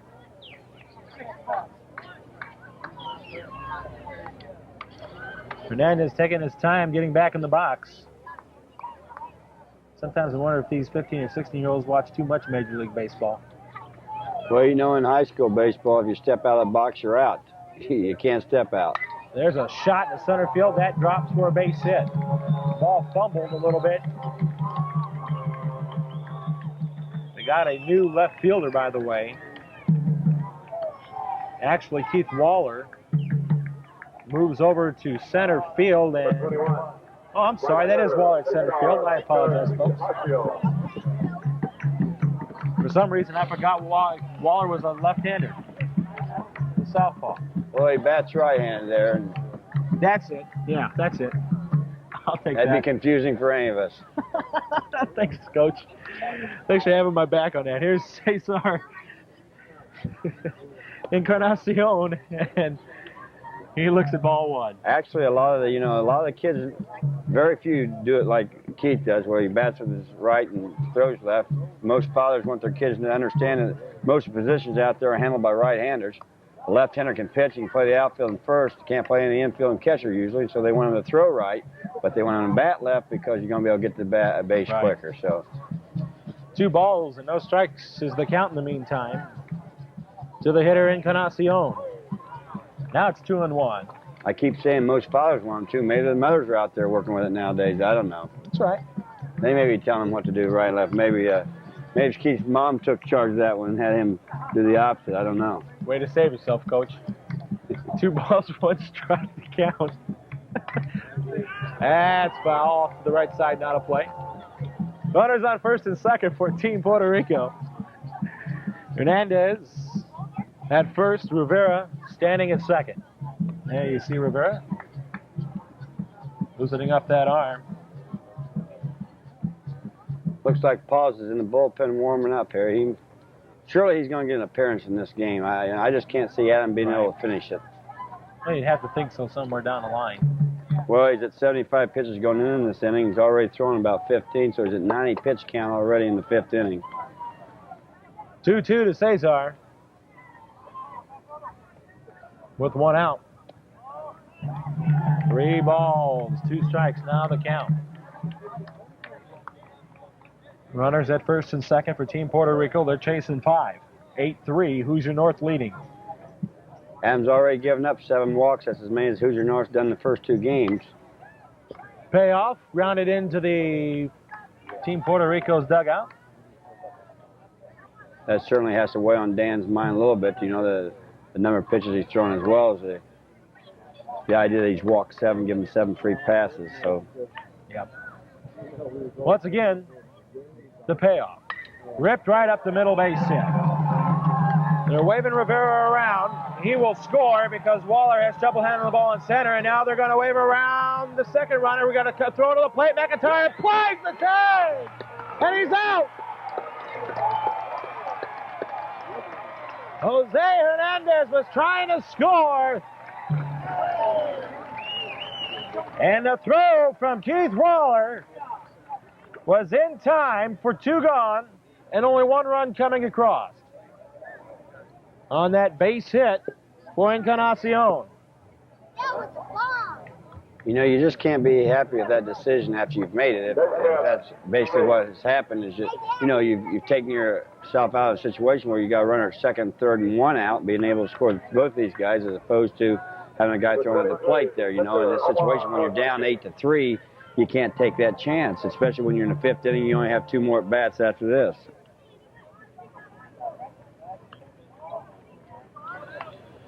Well, the hitter now is Rossini. And it's kind of a gift, Tony, because of Keith bobbling the ball or making an error out there, that you get 1 of the runs in, let alone try to get 2 off of the play. But they're going to be playing tomorrow night no matter what, and maybe the coach's philosophy is, hey, what the heck. Yep. Once again, Adam falls behind the count, 2 balls and no strikes. Now Coach Walbaum's coming out. He's going to have a chat with Townsend. 2-0, the count. They're just now announcing the score of the American Legion tournament. I'll try to get you that score and pass it along to you. The score is Lafayette Post 11-2, Newburgh 1. Lafayette won, 2-1. They're in the 7th inning. They go 9 in that Legion tournament. Most of the year they'll play 7, especially on double headers, but in the tournament they play 9 innings, which means you got to have a lot of pitching to get through a double elimination tournament in Legion ball. He was one of the players for the Legion team, Nick McIntyre. Him, Paz, and Barry, the first baseman as well. Yeah, Nick's down there. He played today at noon. He's back up here to play tonight at 8.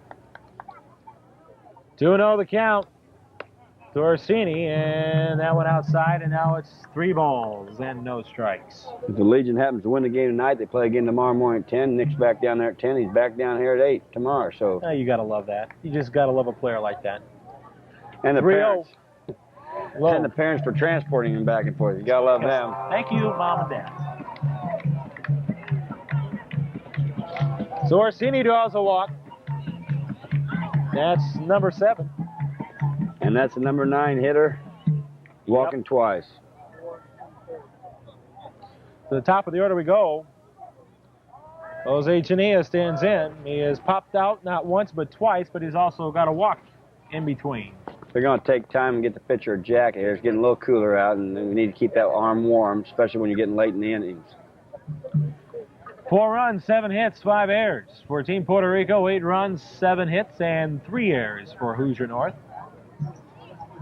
There you see the jacket getting applied to Orsini. Getting a little help from his teammates. I'm always amazed at why another person has to help a guy button up a jacket. Well, maybe it's one of those. It's got jackets, trick jacket there. She's showing him how to. Here you just had you got to put this button on first, and you work it from the bottom up, I guess. There's a trick jacket they've got there.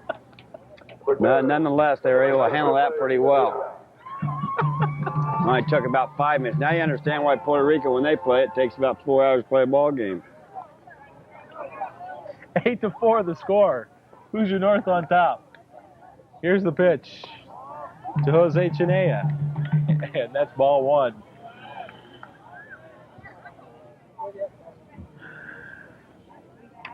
Chinea with a look over at his third base coach, who flashes the signs. The 1-0. Make that 1-1 with that fastball.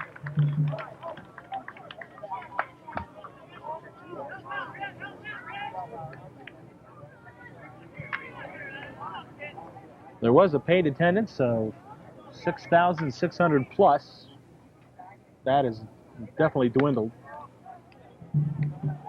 Or I should say 2,600 plus.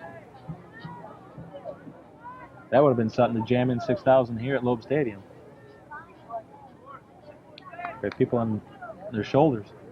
2-1 pitch. And Chinea looks at that one outside. So now the count, 3 balls, 1 strike. Runners on the corners. I think if he misses on this one, we're going to see another pitcher here. I think Danny's right on the edge of bringing him in.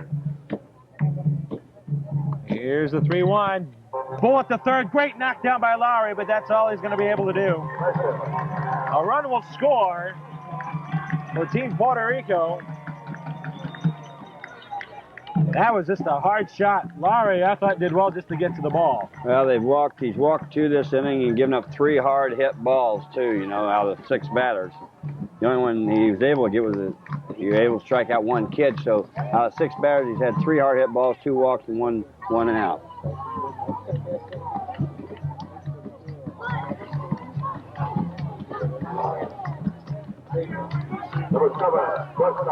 Two runs have been brought in by Team Puerto Rico, and now the hitter, Pedro Reyes. That's ball 1. Reyes has reached base 3 times tonight. Tony, two base hits and a walk. So he's had a lot of success against Adams.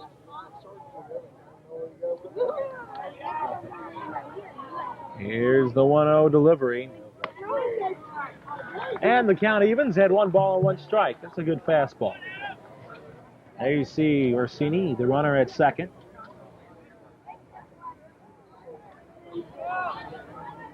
And the pitch to Reyes from Townsend. Good curveball, beat the third. Lowry's going to take the bag unassisted, and that retires inside. But again, Team Puerto Rico puts up a 2 spot. They get closer. They draw the lead to within 3. We have completed 5.5 innings of baseball from Loeb Stadium. It's the Colt World Series on Cox Communications. You know, I've seen enough mean people in the NFL. That's why I like Meyer.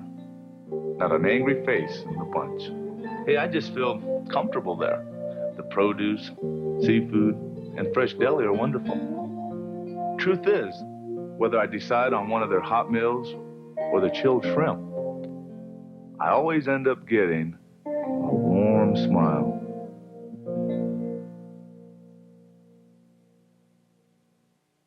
Tell them it's 150 channels. That's good. That's good. Tell them it's only $850 installed. $850. That's good. That's good. Tell them they buy it, they own it. They own it. That's good. That's good. Then in 2 years, if it's obsolete, they'll buy another. Buy another. That's good. That's business. Yes, ma'am. Interested in a satellite dish? These days, when everyone's promising you the future of television. $850. Buy it, own it, obsolete in 2 years, buy another. That's good? That's good. Isn't it nice to know you already have it? Welcome back to Loeb Stadium, everyone, along with Jake Burton, Tony Ross. 5-8-5 for Team Puerto Rico, 8-7-3 for Hoosier North. Let's look at the new scoreboard. I like that. That's very convenient, especially for yours truly. Now if you just read it. Let's look at the bat boy. One of the bat boys. Hey, he's gonna be in the Colt World Series, Coach. You watch. Mark my words. They all have the dreams of being in the Colt World Series. There's a lot of kids come to this ballpark, you know, and that's one thing they look forward to when they get to be a 15-year-old, 16-year-old making that team to be able to be here. So a lot of these Colt World Series players just absolutely elated to sign baseballs, give their autographs to little youngsters. That's really gotta make a player special. It might be the only time in some of these kids' lives they get to do that, so they take advantage of it here, and it's big time. Well, it will be Lowry. He'll be followed by Townsend and then Triada. And the first pitch to Lowry, foul tipped. Townsend's going to bat, it looks like, in this inning, so he must still be staying with Adam in the 6th inning here on the mound.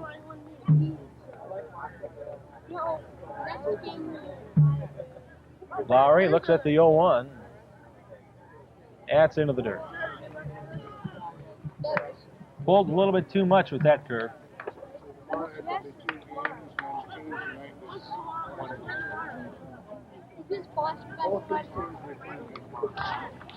Lowry stands back in, and now we got time called as Colt umpire is directing traffic over at the Hoosier North dugout. I think he's telling him to get the equipment in the dugout there, Tony. Okay. It's in play when it's sitting out there, and if you don't get it out of the way and the ball hits that, it's an interference. And Patrick Lowry hitting .333 in the Colt World Series as the umpire continues to clean house. You take a look at Patrick. Here's the 1-1 offering from Orsini. That's going to be a base hit in the right field. He smoked it. Really got his hands extended on the outside pitch, drove to right. Nice job of hitting by Pat. So Lowry on. That brings up Adam Townsend. As they want a new ball because that one apparently is wet because of the wetness of the outfield. Patrick doesn't have a lot of foot speed, so Danny has different ways of getting him down there. With no outs, he might want to bunt at him here. I'm not sure what he's going to do, but that's always a possibility. Being ahead 8-5, 3 runs. Another run is big. You know, that gives you a 4-run lead instead of a 3-run going in that 6th and 7th innings. Adam Townsend looking for his first hit in the Colt World Series. He's 0 for 2 tonight. Look at him. That is well out of play, and that might get a card. And it did.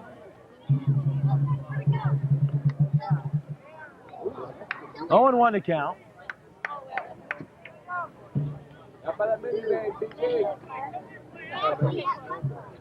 Still could bunt here. You know, maybe gave him the first pitch to swing at, and this one he might be bunting. Here's the bunt attempt, and it's foul. But that ball looked like it just died off the bat of Townsend. Nice curveball pitch, dropped down. Not a good pitch to bunt. I mean, from the standpoint of out of strike zone, you pull your bat back and you bunt the 3rd pitch then.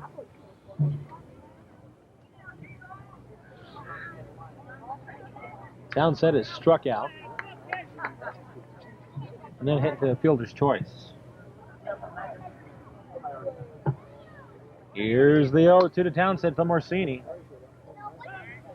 He's going to swing away and look at that one outside. You know, Orsini, for the most part, Coach, I think you'll have to agree, he's pitched a fairly decent ball game. He's thrown pretty well. He's done a nice job. He's had some errors behind him which really hurt him. 5 to be exact. 1 ball, 2 strikes the count to Townsend. He's got a runner leading off first. Here comes the pitch from Orsini. A big curveball that just went and stayed too high. There you see Lowry, the runner at first.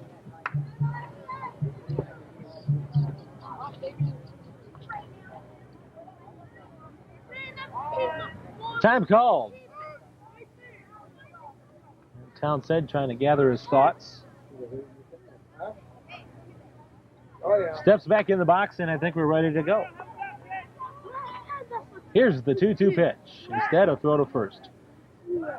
Boy, that move couldn't have been any more obvious. No, he steps off it. As a pitcher, you know, runner's looking for the back foot. If it picks up and comes back off, you're going back in. But right. At this level, you usually jump, turn you a little quicker. 2-2. Townsend beats this one up the middle. Cheney backhands the turn by Race. It's wild. And look out. Getting back to the bag just in time. You know, Townsend. Rivera's not backing up. That's twice he hasn't gone down to back up the ball. You know, the catcher has nothing else to do. I mean, it's his duty. He has to go down and back it up. No one else will be there. They're lucky there's a hard concrete wall on the backside, or Adam would have been down to second base because the ball bounced off the wall and back to Hernandez at first. Super 5, Lafayette Coast 11-3. Lafayette Coast 11 has been... Triada will stand in now. Triada Trida, excuse me. Well, we just heard, Tony, that Lafayette Legion has been eliminated from the state tournament with 5-3 by Newburgh. We'll be talking with Brad Cohen here in just a little bit. Familiar name to a lot of Lafayette sports fans. Pitch to Trida, and that's fouled back to the screen.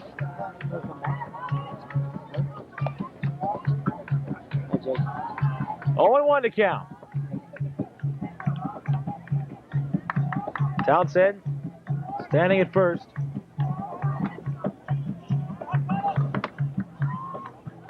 Orsini taking in a long look, shaking off some signals from his catcher. And now time called. Normally, if you don't got your sign straight with your catcher, you're going to go talk to him. Call time and go talk to him. But that's not the case here, as Orsini is ready to deliver. The 0-1 to Trida. Just a little low and away. So now the count, 1 ball, 1 strike. We do have 1 out and 1 on. Hoosier North leading this one by an 8-5 count.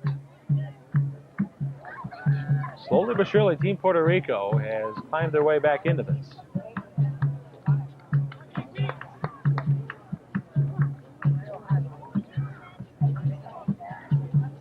Here's the 1-1 from Orsini.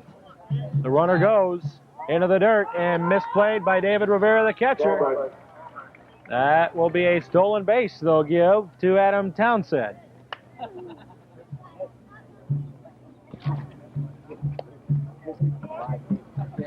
Trida, in the meantime, has 2 balls and 1 strike to him. Got a base hit the first time up and was pinch hit by David Beek the second time, so he's 1 for 1 this game, Tony. Low and away, 3 balls, 1 strike now to Trida.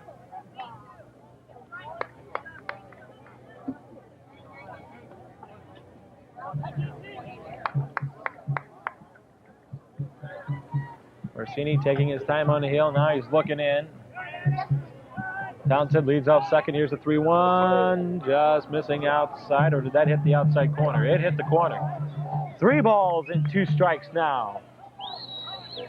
Coach Walbaum saying, don't worry about it, just hit it.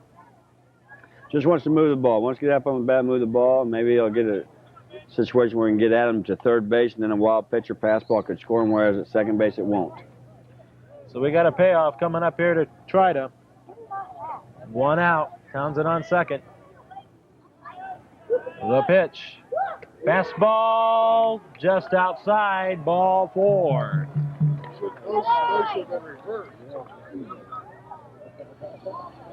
So Trida walks. And to the top of the order we go to Keith Waller. Orsini not very happy with that last call. He thought that one might have grazed the outer portion of the plate. It was close. Runners on first and second now for Hoosier North. Waller the hitter, and he's going to look at ball 1. Waller 1 for 3 tonight, singled, scored. That all averages out to 333. Waller stands in. The 1-0 pitch. That's low. Yeah, I think Orsini's getting a little tired, too. You know, we're late in the game here with him as well as with Townsend, and they've both thrown well over 85 pitches here. And he struggled a little bit because of his infielder and outfielders making errors behind him, which has given him the opportunity for Hoosier North to have more batters, more pitches. It means 5 or 6 pitches every batter he's throwing. Here's the 2-0. Instead of fake throw to second. Townsend scampered back to the bag in time.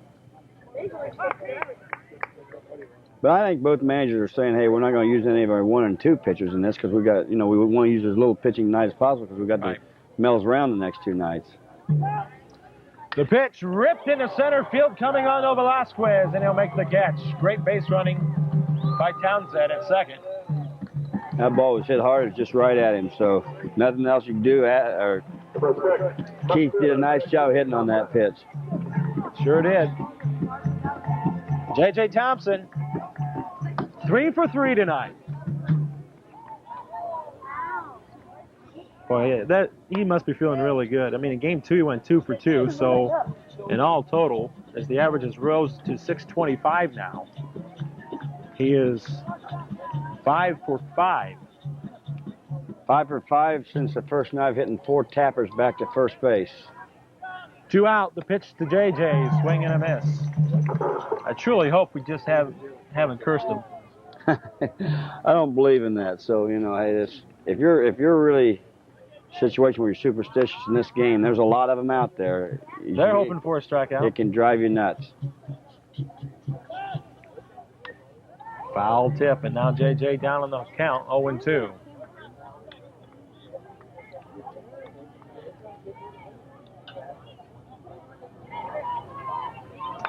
See a lot of pitchers that come off the field, they got to jump over the line, they don't want to touch the dirt and different things like that. We had one year where we just stretched the line about 8 foot where the pitcher couldn't do that. No balls, 2 strikes to Thompson. And Orsini getting Townsend back to the bag.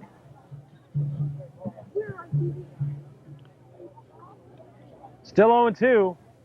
No, JJ's going to be up on the bat just looking to move the ball here. Just a single is all we're looking for. That's high. 2 outs, though, working against him. 1 ball, 2 strikes, 2 gone.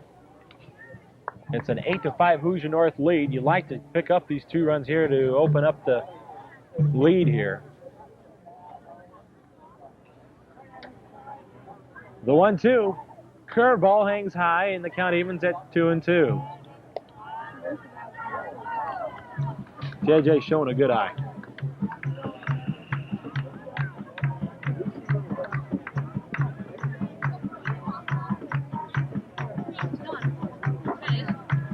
Well, I hope tomorrow, if we play, well, we're not going to play Puerto Rico tomorrow. That'd be good because we won't have to listen to those drums tomorrow night. 2 balls and 2 strikes the count.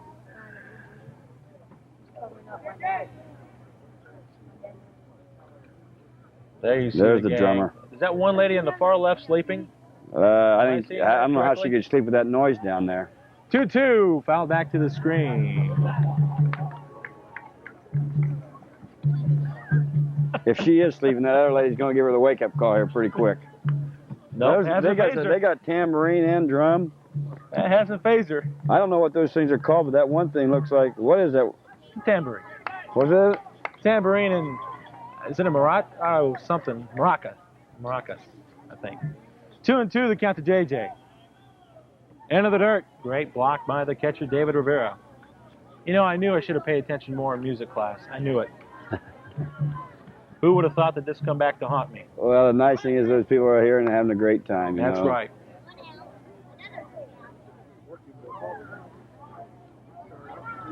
Just part of the wonderful character of this Colt World Series. Here's the 3-2 pitch to Thompson. Curveball, high, ball 4. That was a great at bat. That was exactly what I was going to say. It was a great at bat. You know, he got 0-2 in the count and worked it back to a full count and got a walk and had to foul off a couple in that process, but he's on first, and now you got David Gaspoda, who's really been hitting the ball well during this series. David Gaspoda has walked twice. He's grounded out. He came in to tonight's contest leading the team in hits with 4. Still hitting 500 there, Tony.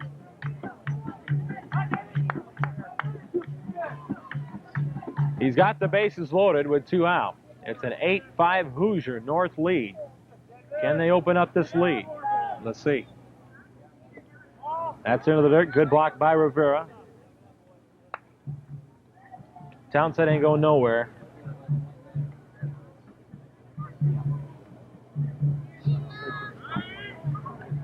Townsend, the runner at third. Try to the runner at second. And Thompson, the runner at first. The bases are loaded. I believe this is the second time Hoosier North has had this situation. Here's the 1-0 to Gas, and he's going to look at his strike. 1 ball, 1 strike to Gaspoda.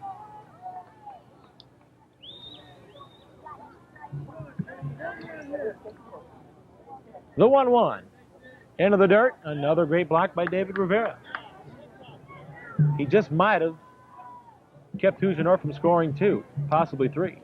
That's the 30th pitch of the inning for Orsini, Tony, and he's had 110 now for the game. 2 balls, 1 strike to Gas. Runners take their lead, and Orsini will come to the plate. Right across the knees and down the middle. Count evens, 2 balls, 2 strikes. And nobody's warming up in the bullpen, so they must be planning on staying with him. Coaches know what the pitchers can do. They've seen him play all summer long, so maybe he's used to throwing 130, 40 pitches a game. 2-2. Gasparo waits on it and lifts it into left field. Angel Rivera camps under, and he'll put it away. Hoosier North threatens, but they leave the bases loaded. And we have completed 4.5 innings of baseball from Loeb Stadium. And the score reads Hoosier North 8, Puerto Rico 5. We're back with more in just a moment. All right. We go to Meijer for just about everything. Hey, if anybody needs one-stop shopping and low prices, it's the Dilly family. Chocolate pudding. Detergent. Pots and pans. Aspirin. Tricycles. Way too many trikes. Mashed potatoes. Lens cleaner. Sneakers. Velcro. Meijer. Low prices on everything an instant family of 8 needs. At Cox, we know your time is valuable, so we introduced our on-time guarantee. Either we're on time or your cable installation's on us. And if we're late on a service call, you'll get $20. Uh-oh. You're on time. Yes, ma'am. The on-time guarantee from Cox. If I'd been late, ma'am, we'd have owed you $20. You don't say. Cox, quality service you can count on. Welcome back to beautiful Loeb Stadium, site of the 1997 Colt World Series, and of course the home to the Lafayette Leopards. And it's a pleasure to introduce the GM of the Lafayette Leopards, just off to my right here, Brad Cohen. Brad, thanks for coming in and joining us. Glad to be here. So tell us how the Leopards doing this year. Give us a little bit of an update. We struggled at first at the beginning, first half of the season. We finished in third, and second half of the season we've been real strong. We were leading our division for a little while. The last few games have hurt us a little bit. We went on a 5-game losing string, which didn't help our standings at all. We're sitting in second place right now. I tell you what, going to the beginning of the season, how were you guys looking? What were you guys thinking? Well, nothing less than another championship year for the Lafayette Leopards, of course. But we had a lot of season started a little bit earlier this year. We had to start a week after the draft, or a week before the draft, which caused us to get a lot of guys that were just more or less roster fillers, and we've had some 35 to 40 roster changes already. So that we're finally settled into a good lineup, and we thought we had a real strong group.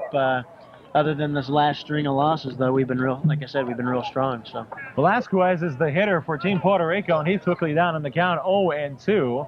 Townsend comes to the plate. That's a little outside low. That's always a good 0-2 pitch. Make sure they do not get the bat on the ball, Coach. Yeah, that's exactly where you have to throw the ball. You know, you'd like to have it where the catcher can still catch it in case the guy does swing, because you don't want to be on first base. But that's a place where you got to throw the ball. Where are you guys really strong at this year, you feel, Brad? I know you mentioned you've had a lot of changes, but this year, what has been, maybe the question I should ask is what's really been your strong point, do you think? That's a good question. First half of the season, it was pitching. Second half of the season, it's been, we've struggled a little bit with the pitching, but it's pretty solid. Defensively, we're a pretty strong team. Shortstop, Tommy Martinez, is probably the finest defensive shortstop in the league right now. Has been strong all year, but we've been streaky. So I think we've got when we're all playing up to speed, we've got one of the best teams in the league, probably the best talent-wise. But it's just a matter of putting it all together and make sure we get the timely hitting. Velasquez is a strikeout victim as Coach Dan Walbaum is going to make a pitching change. Looks like Aaron Paws is going to get the nod here. A tremendous effort by the young left-hander for the Hoosier North All-Stars. He allowed 5 runs on 8 hits. His teammates behind him only had 3 errors in the game, which obviously for a coach was 3 too many, but you really got to appreciate the effort Adam Townsend gave the Hoosier North squad tonight. I think Tony Adams gave them more than they ever dreamed they were going to get from him, especially when he started out throwing 25 pitches in the first inning. I just think the situation was that Danny knew going that last inning, after that last inning, he had a left-hander coming up. He's probably going to throw Townsend one batter and had that in his mind all the way. He struck the kid out, so he looked pretty good on that batter. So I think he had it in his mind all the way that he's going to come with Aaron after he got through Velasquez. Joining us again, Brad Cohen. He is the GM of Lafayette Leopards. Let's get your thoughts a little bit on this Colt World Series. I know this is your home for the Lafayette Leopards, and this Colt World Series, do you get a chance to evaluate some of these players? Oh, it's probably not on an evaluation as if they're going to play for us or anything, because they've got several years to go before they're getting to this level. But it's exciting to be here. You know, it's exciting to have the Colt World Series here. It's been something that Lafayette's been extremely proud of. My business, Arnie's Restaurants, has been a big supporter, and we always will be for sure of the Colt World Series as long as it's here in Lafayette. So, Brad, tell us a little bit about Jason Tallman. He's a local kid here, and just to brief some of the people that may not realize this, he's pitching for you now, but he's a kid that at Lafayette Jeff, when he's going there, got cut as a junior at Lafayette Jeff, transferred over to West Side, finished up, and didn't do a great job at West Side, but was adequate. Went to St. Joe and then came to you guys, and he's pitching in the minor leagues now. Yeah, he's kind of a, you know, if you were to pick out a story about seeking out your dream, and, you know, he developed late. Even at St. Joe, I was surprised he even got even, you know, to that level. I mean, playing college ball and everything. He developed about his junior year. I think he started coming around at St. Joe, and by the time he was a senior, he had a fantastic year up there. He's just a smart kid. He outpitches the hitters. He hits the spots perfectly, and heck, he's a pro for 3 years. That's more than a lot of superstars out of high school get a chance to play professional ball for 3 years. So he's one of our leading pitchers again this year with about a 2.6 ERA. Usually when he's on the mound, we feel pretty confident. We got a win under our belt. This one popped up to Chris Berry. There's out number 2. Well, I just think it's a neat story, Brad, that Jason has been so determined to be a baseball player all his life, you know, and for him, I can remember him calling me back when he was a senior in high school at West Lafayette and was a relief pitcher at the best for them, you know, and saying, where can I play college? And I'm thinking, where can you play? And tell him, you know, hey, go ahead, you know, get an education, all that, right? You know how you tell kids, and boy, he's just a determined kid. I just love the story because he's just so determined to play and has made himself into the player he is today. Yeah. Andrew Rivera, the hitter, he's right now at 429 in the series, 0 for 2 as he looks at strike 1. Well, he had a great year in his first year here with the Leopards, and then the second year he struggled a little bit last year. Went through some, you know, mid-season arm soreness, but this year has just come back stronger than ever. He's probably throwing at his top speeds this year, maybe even matching or maybe even a little bit above what he threw as a senior in college. So Rivera's going to look at strike 2, and he is not liking that call. Seeking the dream is something that we we perpetuate at this level. It's a bottom of the barrel type professional ball, but it gives these kids a second chance. So, absolutely. The 0-2 fouled back. How tough is it, Brad, to have your kids 1 week and the next week they're called on up and you lose them? I mean, how many kids have you lost this year because of that? We had 2 guys this year already. The first kid pitched once for us. He was here for about 3 days by the time the season started. And then we had another catcher who was here for about a week and a half. And that was a kid that Jared Mathis didn't get drafted, which was surprising. But he ends up showing up here. He was a great catcher, real smart, decent hitter, nothing great. First at bat, he wins the game on a home run. Wow! And so, boy, we thought we were set at catcher. We thought we had our, we thought we had our perfect catcher. And about a week and a half later, he got called out to Ogden, Utah, for the Milwaukee Brewers. So. And what level do they leave you and usually go to, Brad? They're mostly going to go to either a Class A, pretty much a lateral move, we consider. The 0-2 just misses, and the count now 1 ball and 2 strikes. There are 2 out. Team Puerto Rico hitting in their half of the 6th. It's 8-5, Hoosier North on top. So what's coming up for the Lafayette Leopards? When are they returning home? Well, they'll be getting home probably about 1 o'clock this morning after they got rained out last night, so they got a doubleheader in Du Bois County today. And when that game's over, they'll come on straight back. We got 2 days off, Colt World Series here Monday and Tuesday, and then we start up on Wednesday with a homestand of about 6 games straight. So looking forward to that long homestand to cap off the season. I'm sure. The 2-2 pitch. Right on the outside corner, strike 3. That ends the inning. Brad Cohen, thanks for stopping by and chatting with us, my friend. You bet. Pleasure. All right, that's Brad Cohen. He is the GM of Lafayette Leopards. We have completed 5.5 innings of baseball here from beautiful Loeb Stadium. There's the score, 8-5. Hoosier North on top. Back in a moment. Thanks, Brad. Thanks, Brad. Thank you. For about $850, you can get a satellite dish installed in your house, which will bring all of your TVs 150 channels. Of course, unless you spend substantially more, all these channels will be controlled by the main set in the house, which may not necessarily be yours. These days, when everyone's promising you the future of television, isn't it nice to know you already have it? Picture a world where the music perfectly fits the way you feel, with the flawless sound of a great CD and no commercials, ever. You can live in that world now. It's called your home. You can create that music. It's called Music Choice, the definitive music service. Over 30 different channels direct to your stereo. So changing your mood is as easy as changing channels. Music Choice, the next great sound wave. Trucking, got my chips cashed in, keep trucking. Couple more years. 8-5 the score. Hoosier North on top of Team Puerto Rico as we get set for the Hoosier North All-Stars to take their swings again. We're talking to Brad there, Tony, after the commercial, or during the commercial there, that one of the greatest stories is his dad Arnie going down to the fantasy Chicago Cubs tryout they have for all the 35 and older guys that go down that want to experience that for, I don't know if it's a week or a day or whatever it is, but anyway, it's just him going down there at age 50, going down there and playing, and he's telling him how he got a phone call from Randy Henley. He said, hey, you're going to be coming back, and for Arnie to be getting that phone call, that's got to be a big time. Baseball's in that family's blood. Well, they've been so supportive of baseball in the community, and especially this Colt World Series. I think they're one of the first people to start out with sponsoring a night, and buying so many tickets and assuring Harry and his crew that they're going to have a gate, a big gate that night. And now it's just caught fire. A lot of people are sponsoring. So he's been great for the community and a great supporter of baseball.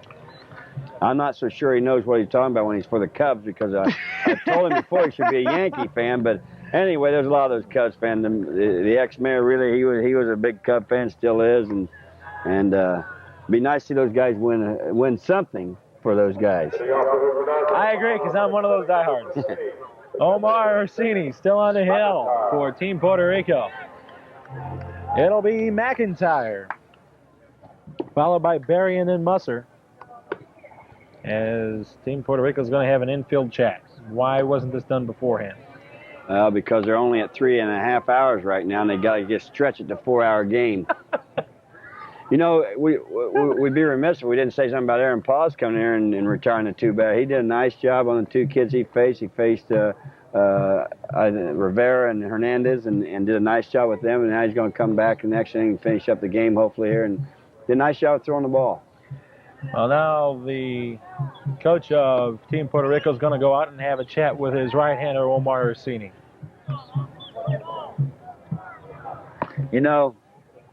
This is inexcusable. I mean, he's in a situation, I don't know what they could possibly be talking about out there, but if they change the pitcher right now, it's going to upset a few people in this audience, including myself.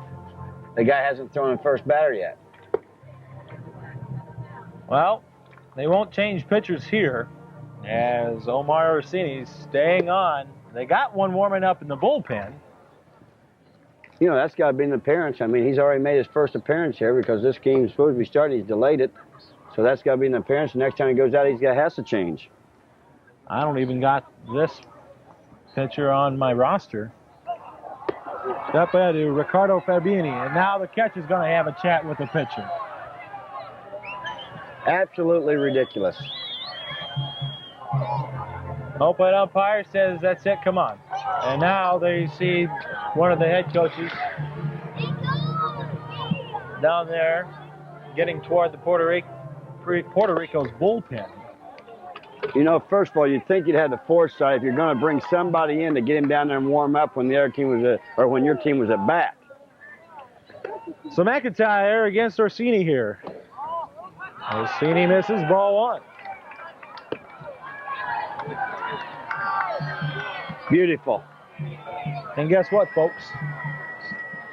If you keep our center field shot, you'll see what's coming. There you go, the head coach of Team Puerto Rico.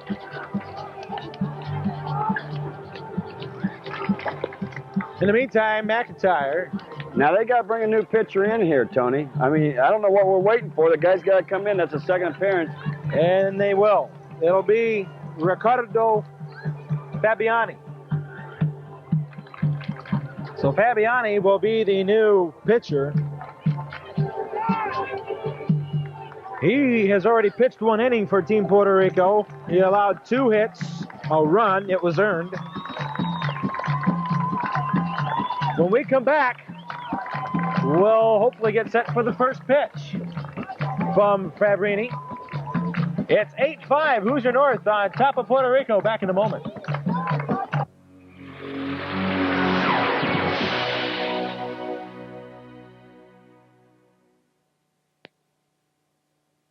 And welcome back to Loeb Stadium, everyone. Along with Jay Burton, Tony Ross, with Biani, the pitcher. McIntyre rips a fair ball down the left field line. This will be 2. That's Mac's 3rd double tonight. He's hot.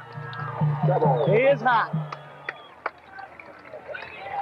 Well, if they thought that little tirade they had of delaying the game like that was going to affect Mac, they don't know him.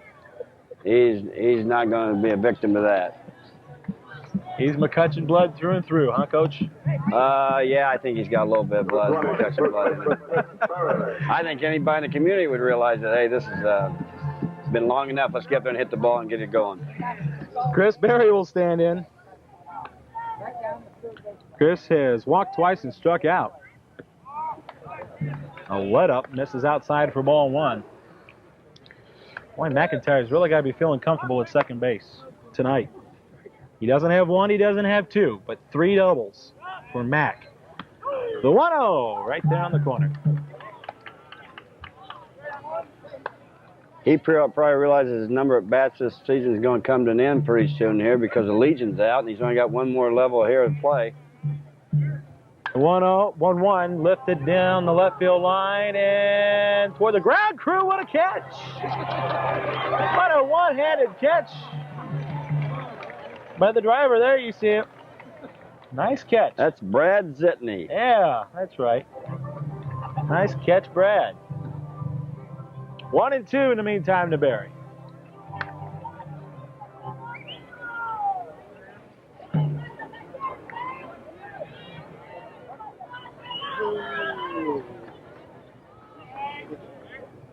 That's going to be roped to left field and over Rivera's head. It goes to the wall. McIntyre will trot home on his way to second, standing up with a double and his first hit in the Colt World Series. Congratulations to Chris Berry. Has a nice extension, arm extension there. Tony, the ball's outside third, extended his arms, drove the ball hard the opposite way. Good hitters hit the ball hard the opposite way. He did a nice job. We've got nobody out and another meeting at the mound. This time the third baseman, Miguel Hernandez, is there as well. Miguel's probably telling Ricardo, hey, if you don't get him out, we're going to have to bring another pitcher in. It's going to be another half hour, so let's get this game going, throw strikes, let's get it some outs. We got a pinch runner into the game. We'll tell you who it is in just a moment.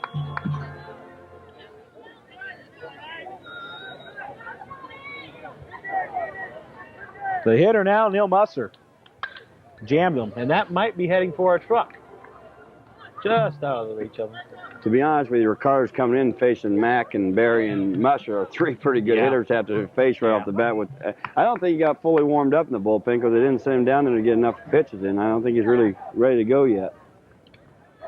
No balls, 1 strike the count. And fastball, a little high and away. David Smith, by the way, is the pinch runner standing on second. 1 ball, 1 strike, the pitch. The ball skips by Rivera. Coming to third will be Smith. The pitcher just now running to home plate to cover. And Smith was rounding third base. In the meantime, it's a 2-1 count to Musser.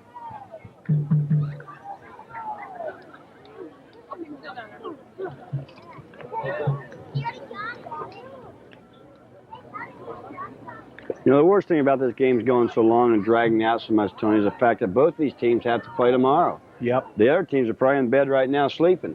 Yep. And these guys aren't going to get to bed probably before 1 at the very earliest. Right now, we're about 15 minutes away from 12 o'clock. Midnight. That one's on the corner to Muss, and now it's 2-2.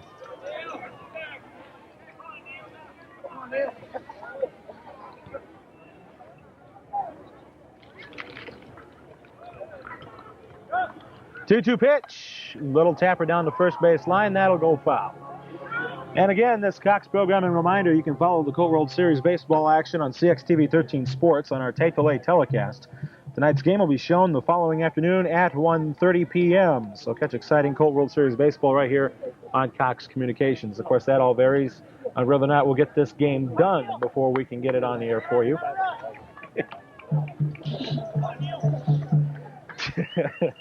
I do have to be at work at 7 tomorrow. 2-2 pitch. Swing. And Musser got a piece of it, so he'll stay in the box and take another hack.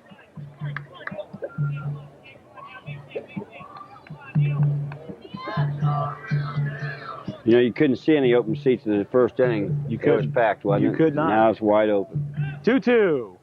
Foul back to the screen one more time.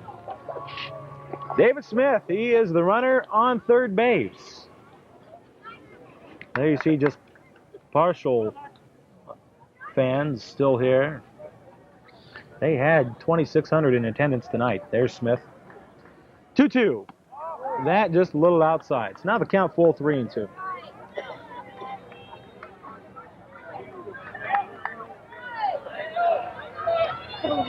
Fans trying to get some excitement going. 3 balls, 2 strikes to Muss. Swing and a miss. And he struck him out. That's 1 out.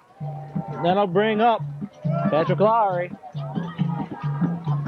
That off-speed pitch looks very interesting. It looks more like it could be a knuckleball. He might be throwing some type of knuckle on that, Tony, or definitely a change, obviously, there. But, I mean, it's some type of variation. It's just... It could be a knuckle curve even. I mean, I'm not sure how his motion's really funny on that pitch. I didn't see him enough in the bullpen to see what he was going to have to be throwing. Patrick Lowry laced a single to right his last at bat. Here's the 1-0. Yeah, that's a knuckleball. 2 balls and no strikes. From our vantage point, you can see the release. Now, Coach, tell us a little bit. There are a couple of ways you can throw a knuckleball, but what's the most common? Well, you throw a 2-finger knuckleball or 3-finger, depends on how big your hands are. That's laced to center field, and that one's hauled in by Velasquez. Smith tags. The throw will be not in time, and it's now 9-5 in favor of Hoosier North. Depending on whether your hands are big enough or not to grip the ball and put all 3 knuckles on it or 2 knuckles on it, but that's probably the most popular way to throw it. We don't have many kids around the area that can throw that and throw it with control, so there's very few, especially McCutcheon kids, that even attempt to do that, but there's very few in the area that attempt to throw a knuckleball. Now, Neil Musser will throw a knuckleball and throws pretty. He's got big hands, though. Number 19, or big fingers, I guess I should say, is what it takes. Yeah. Aaron Paz now will stand in. This is his first at bat, too, Tony. Yes, it is. He's got 2 outs, nobody on. Hoosier North has manufactured a run in this inning. It's 10-5. Hoosier North.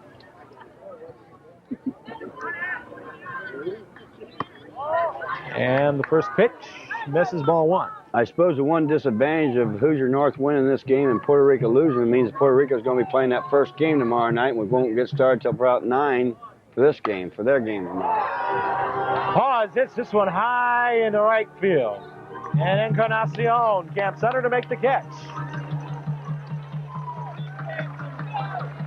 We have completed 6 innings of baseball from Loeb Stadium. And here's your score. 10-5, Hoosier North. This is the Colt World Series on Cox Communications.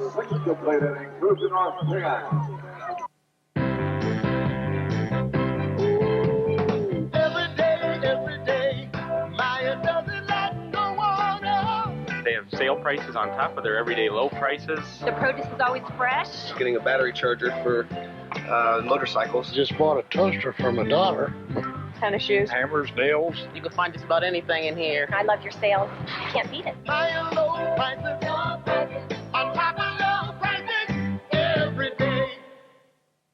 Tell them it's 150 channels. That's good. That's good. Tell them it's only $850 installed. $850. That's good. That's good. Tell them they buy it, they own it. They own it. That's good. That's good. Then in 2 years, if it's obsolete, they'll buy another. Buy another. That's good. That's business. Yes, ma'am. Interested in a satellite dish? These days, when everyone's promising you the future of television. $850. Buy it, own it, obsolete in 2 years, buy another. That's good. That's good. Isn't it nice to know you already have it?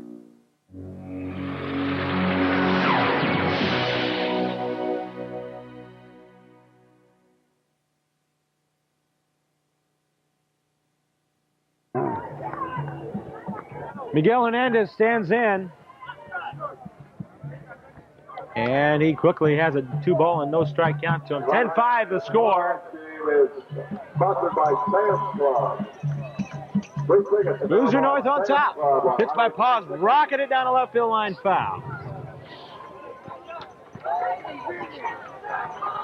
Miguel really turned on that one. Miguel looks like a good hitter.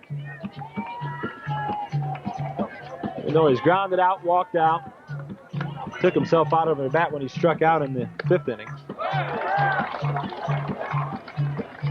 2-2 now to Miguel Hernandez. His average now at 400. Fly ball center field. Going back is Henzel. Henzel, the new center fielder, and he'll put it away for out number 1.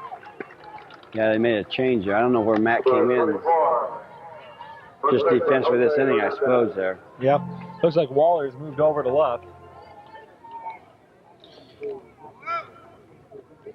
So it must be Benton Thompson's spot then. Right.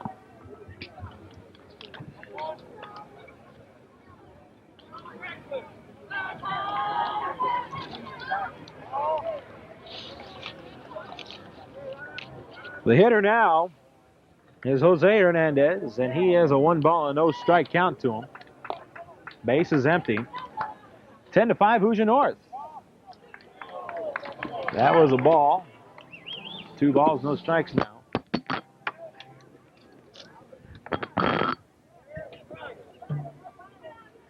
The 2-0 pitch, right there.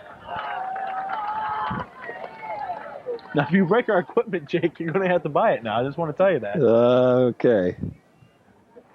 Here's the 2-1 pitch coming up. Led up, grounded to short on the big hop. Good play there by Trida. And the great tag by Barry. 2 up, 2 down. Great concentration by Barry. He had to pull off the bag. And then he had to apply the tag, knowing that he was going to get run into by Hernandez. Well, if nothing else, I think Danny Walbaum's found out that he's got a little bit of pitching depth there. Been able to get him through this game here. Townsend and Pauls have both done a nice job for him. Lifted high to left field, but this one stays in the park. And Waller will make the catch in front of the warning track. Encarnacion gave it a ride, and that's the ball game. The final score, Hoosier North 10, Puerto Rico 5. Stay tuned. We got a post-game show coming up. Don't go away. We're just talking to some people today, trying to get their reaction to this Myers score. Every day, Meyer does it like no one else. The store itself is terrific. Are they filming me right now? There's a great selection of everything. Where do you think you're going? No. You got to talk to me. There's a lot of things you can get here you can't get anywhere else. We're just trying to get hello. Anytime you save money, I enjoy that. Isn't that what you want me to say? Change for myself. Maya does it like nobody else. It's 3 errors for the Hoosier North All-Stars, 5 runs, 8 hits, and 5 errors for Team Puerto Rico. Very big win for, I think personally, from a winning standpoint for the Hoosier North team going into the medals round undefeated. Well, it's a big win because it's a confidence builder for the kids. You know, they're 3-0, and they found out they can win with their number 3, 4 pitchers, too, which is a real important situation because they're playing a team that's pretty good ball club, 2-0. Puerto Rico comes in there, hits the ball well, and Townsend and Paws were able to handle them. Let's talk about the performance from Adam Townsend tonight, Coach. I'll tell you what, he struggled, but when he struggled, he got himself out of jams because there was twice where he had to get out of bases-loaded jams. Adam did a great job, you know, of mixing his pitches. He's not an overpowering pitcher. He knows that. He comes in here knowing that he's got to spot his pitches. Early in the game, he wasn't getting his curveball in for a strike, but late in the game, boy, he really threw well. And I think Danny got all he could out of this kid tonight. You know, I thought Adam was going to be in a situation there early in the game where he may not get through 3 or 4, but ended up getting through the 6th inning there and did a nice job. All right, let's set the stage here real quick. Team Hawaii is going to be facing Puerto Rico in the first game. Your thoughts on that one? Well, I think Team Hawaii has an excellent number 1 pitcher. I wasn't able to see Puerto Rico's number 1 pitcher, but I think Hawaii has a great number 1 pitcher. But there's 2 teams that are very similar in style. You know, they both like to run them and move the ball up, and they do take some chances. They're aggressive style teams, you know, and both have some powerful pitching. So that's going to be a good matchup. That's going to be an excellent ball game, the first game. And the second game in which we'll be bringing to you here on CXTV 13 Sports, this very same Hoosier North All-Star team against that East St. James, Louisiana squad. Don't count them out. They're very good. I said it earlier. They only have 10 players, but they've got 10 good players, you know, and they have a nice offensive ball club and some decent pitching, and they had some excellent fielding. An excellent fielding team. So I think Lutker's also a team that can win this thing. So Hoosier North better come out here, and Neil Musser throws well, and I think Hoosier North has a great chance to win this thing. Well, that's going to wrap it up here from Loeb Stadium here in Lafayette, Indiana. For my partner Jake Burton, I'm Tony Ross. Again, the final score. A big win for the Hoosier North All-Stars. They end up going undefeated heading into the medals round. The final 10-5 over Team Puerto Rico. Until tomorrow night when the medals round begins, so long, everyone.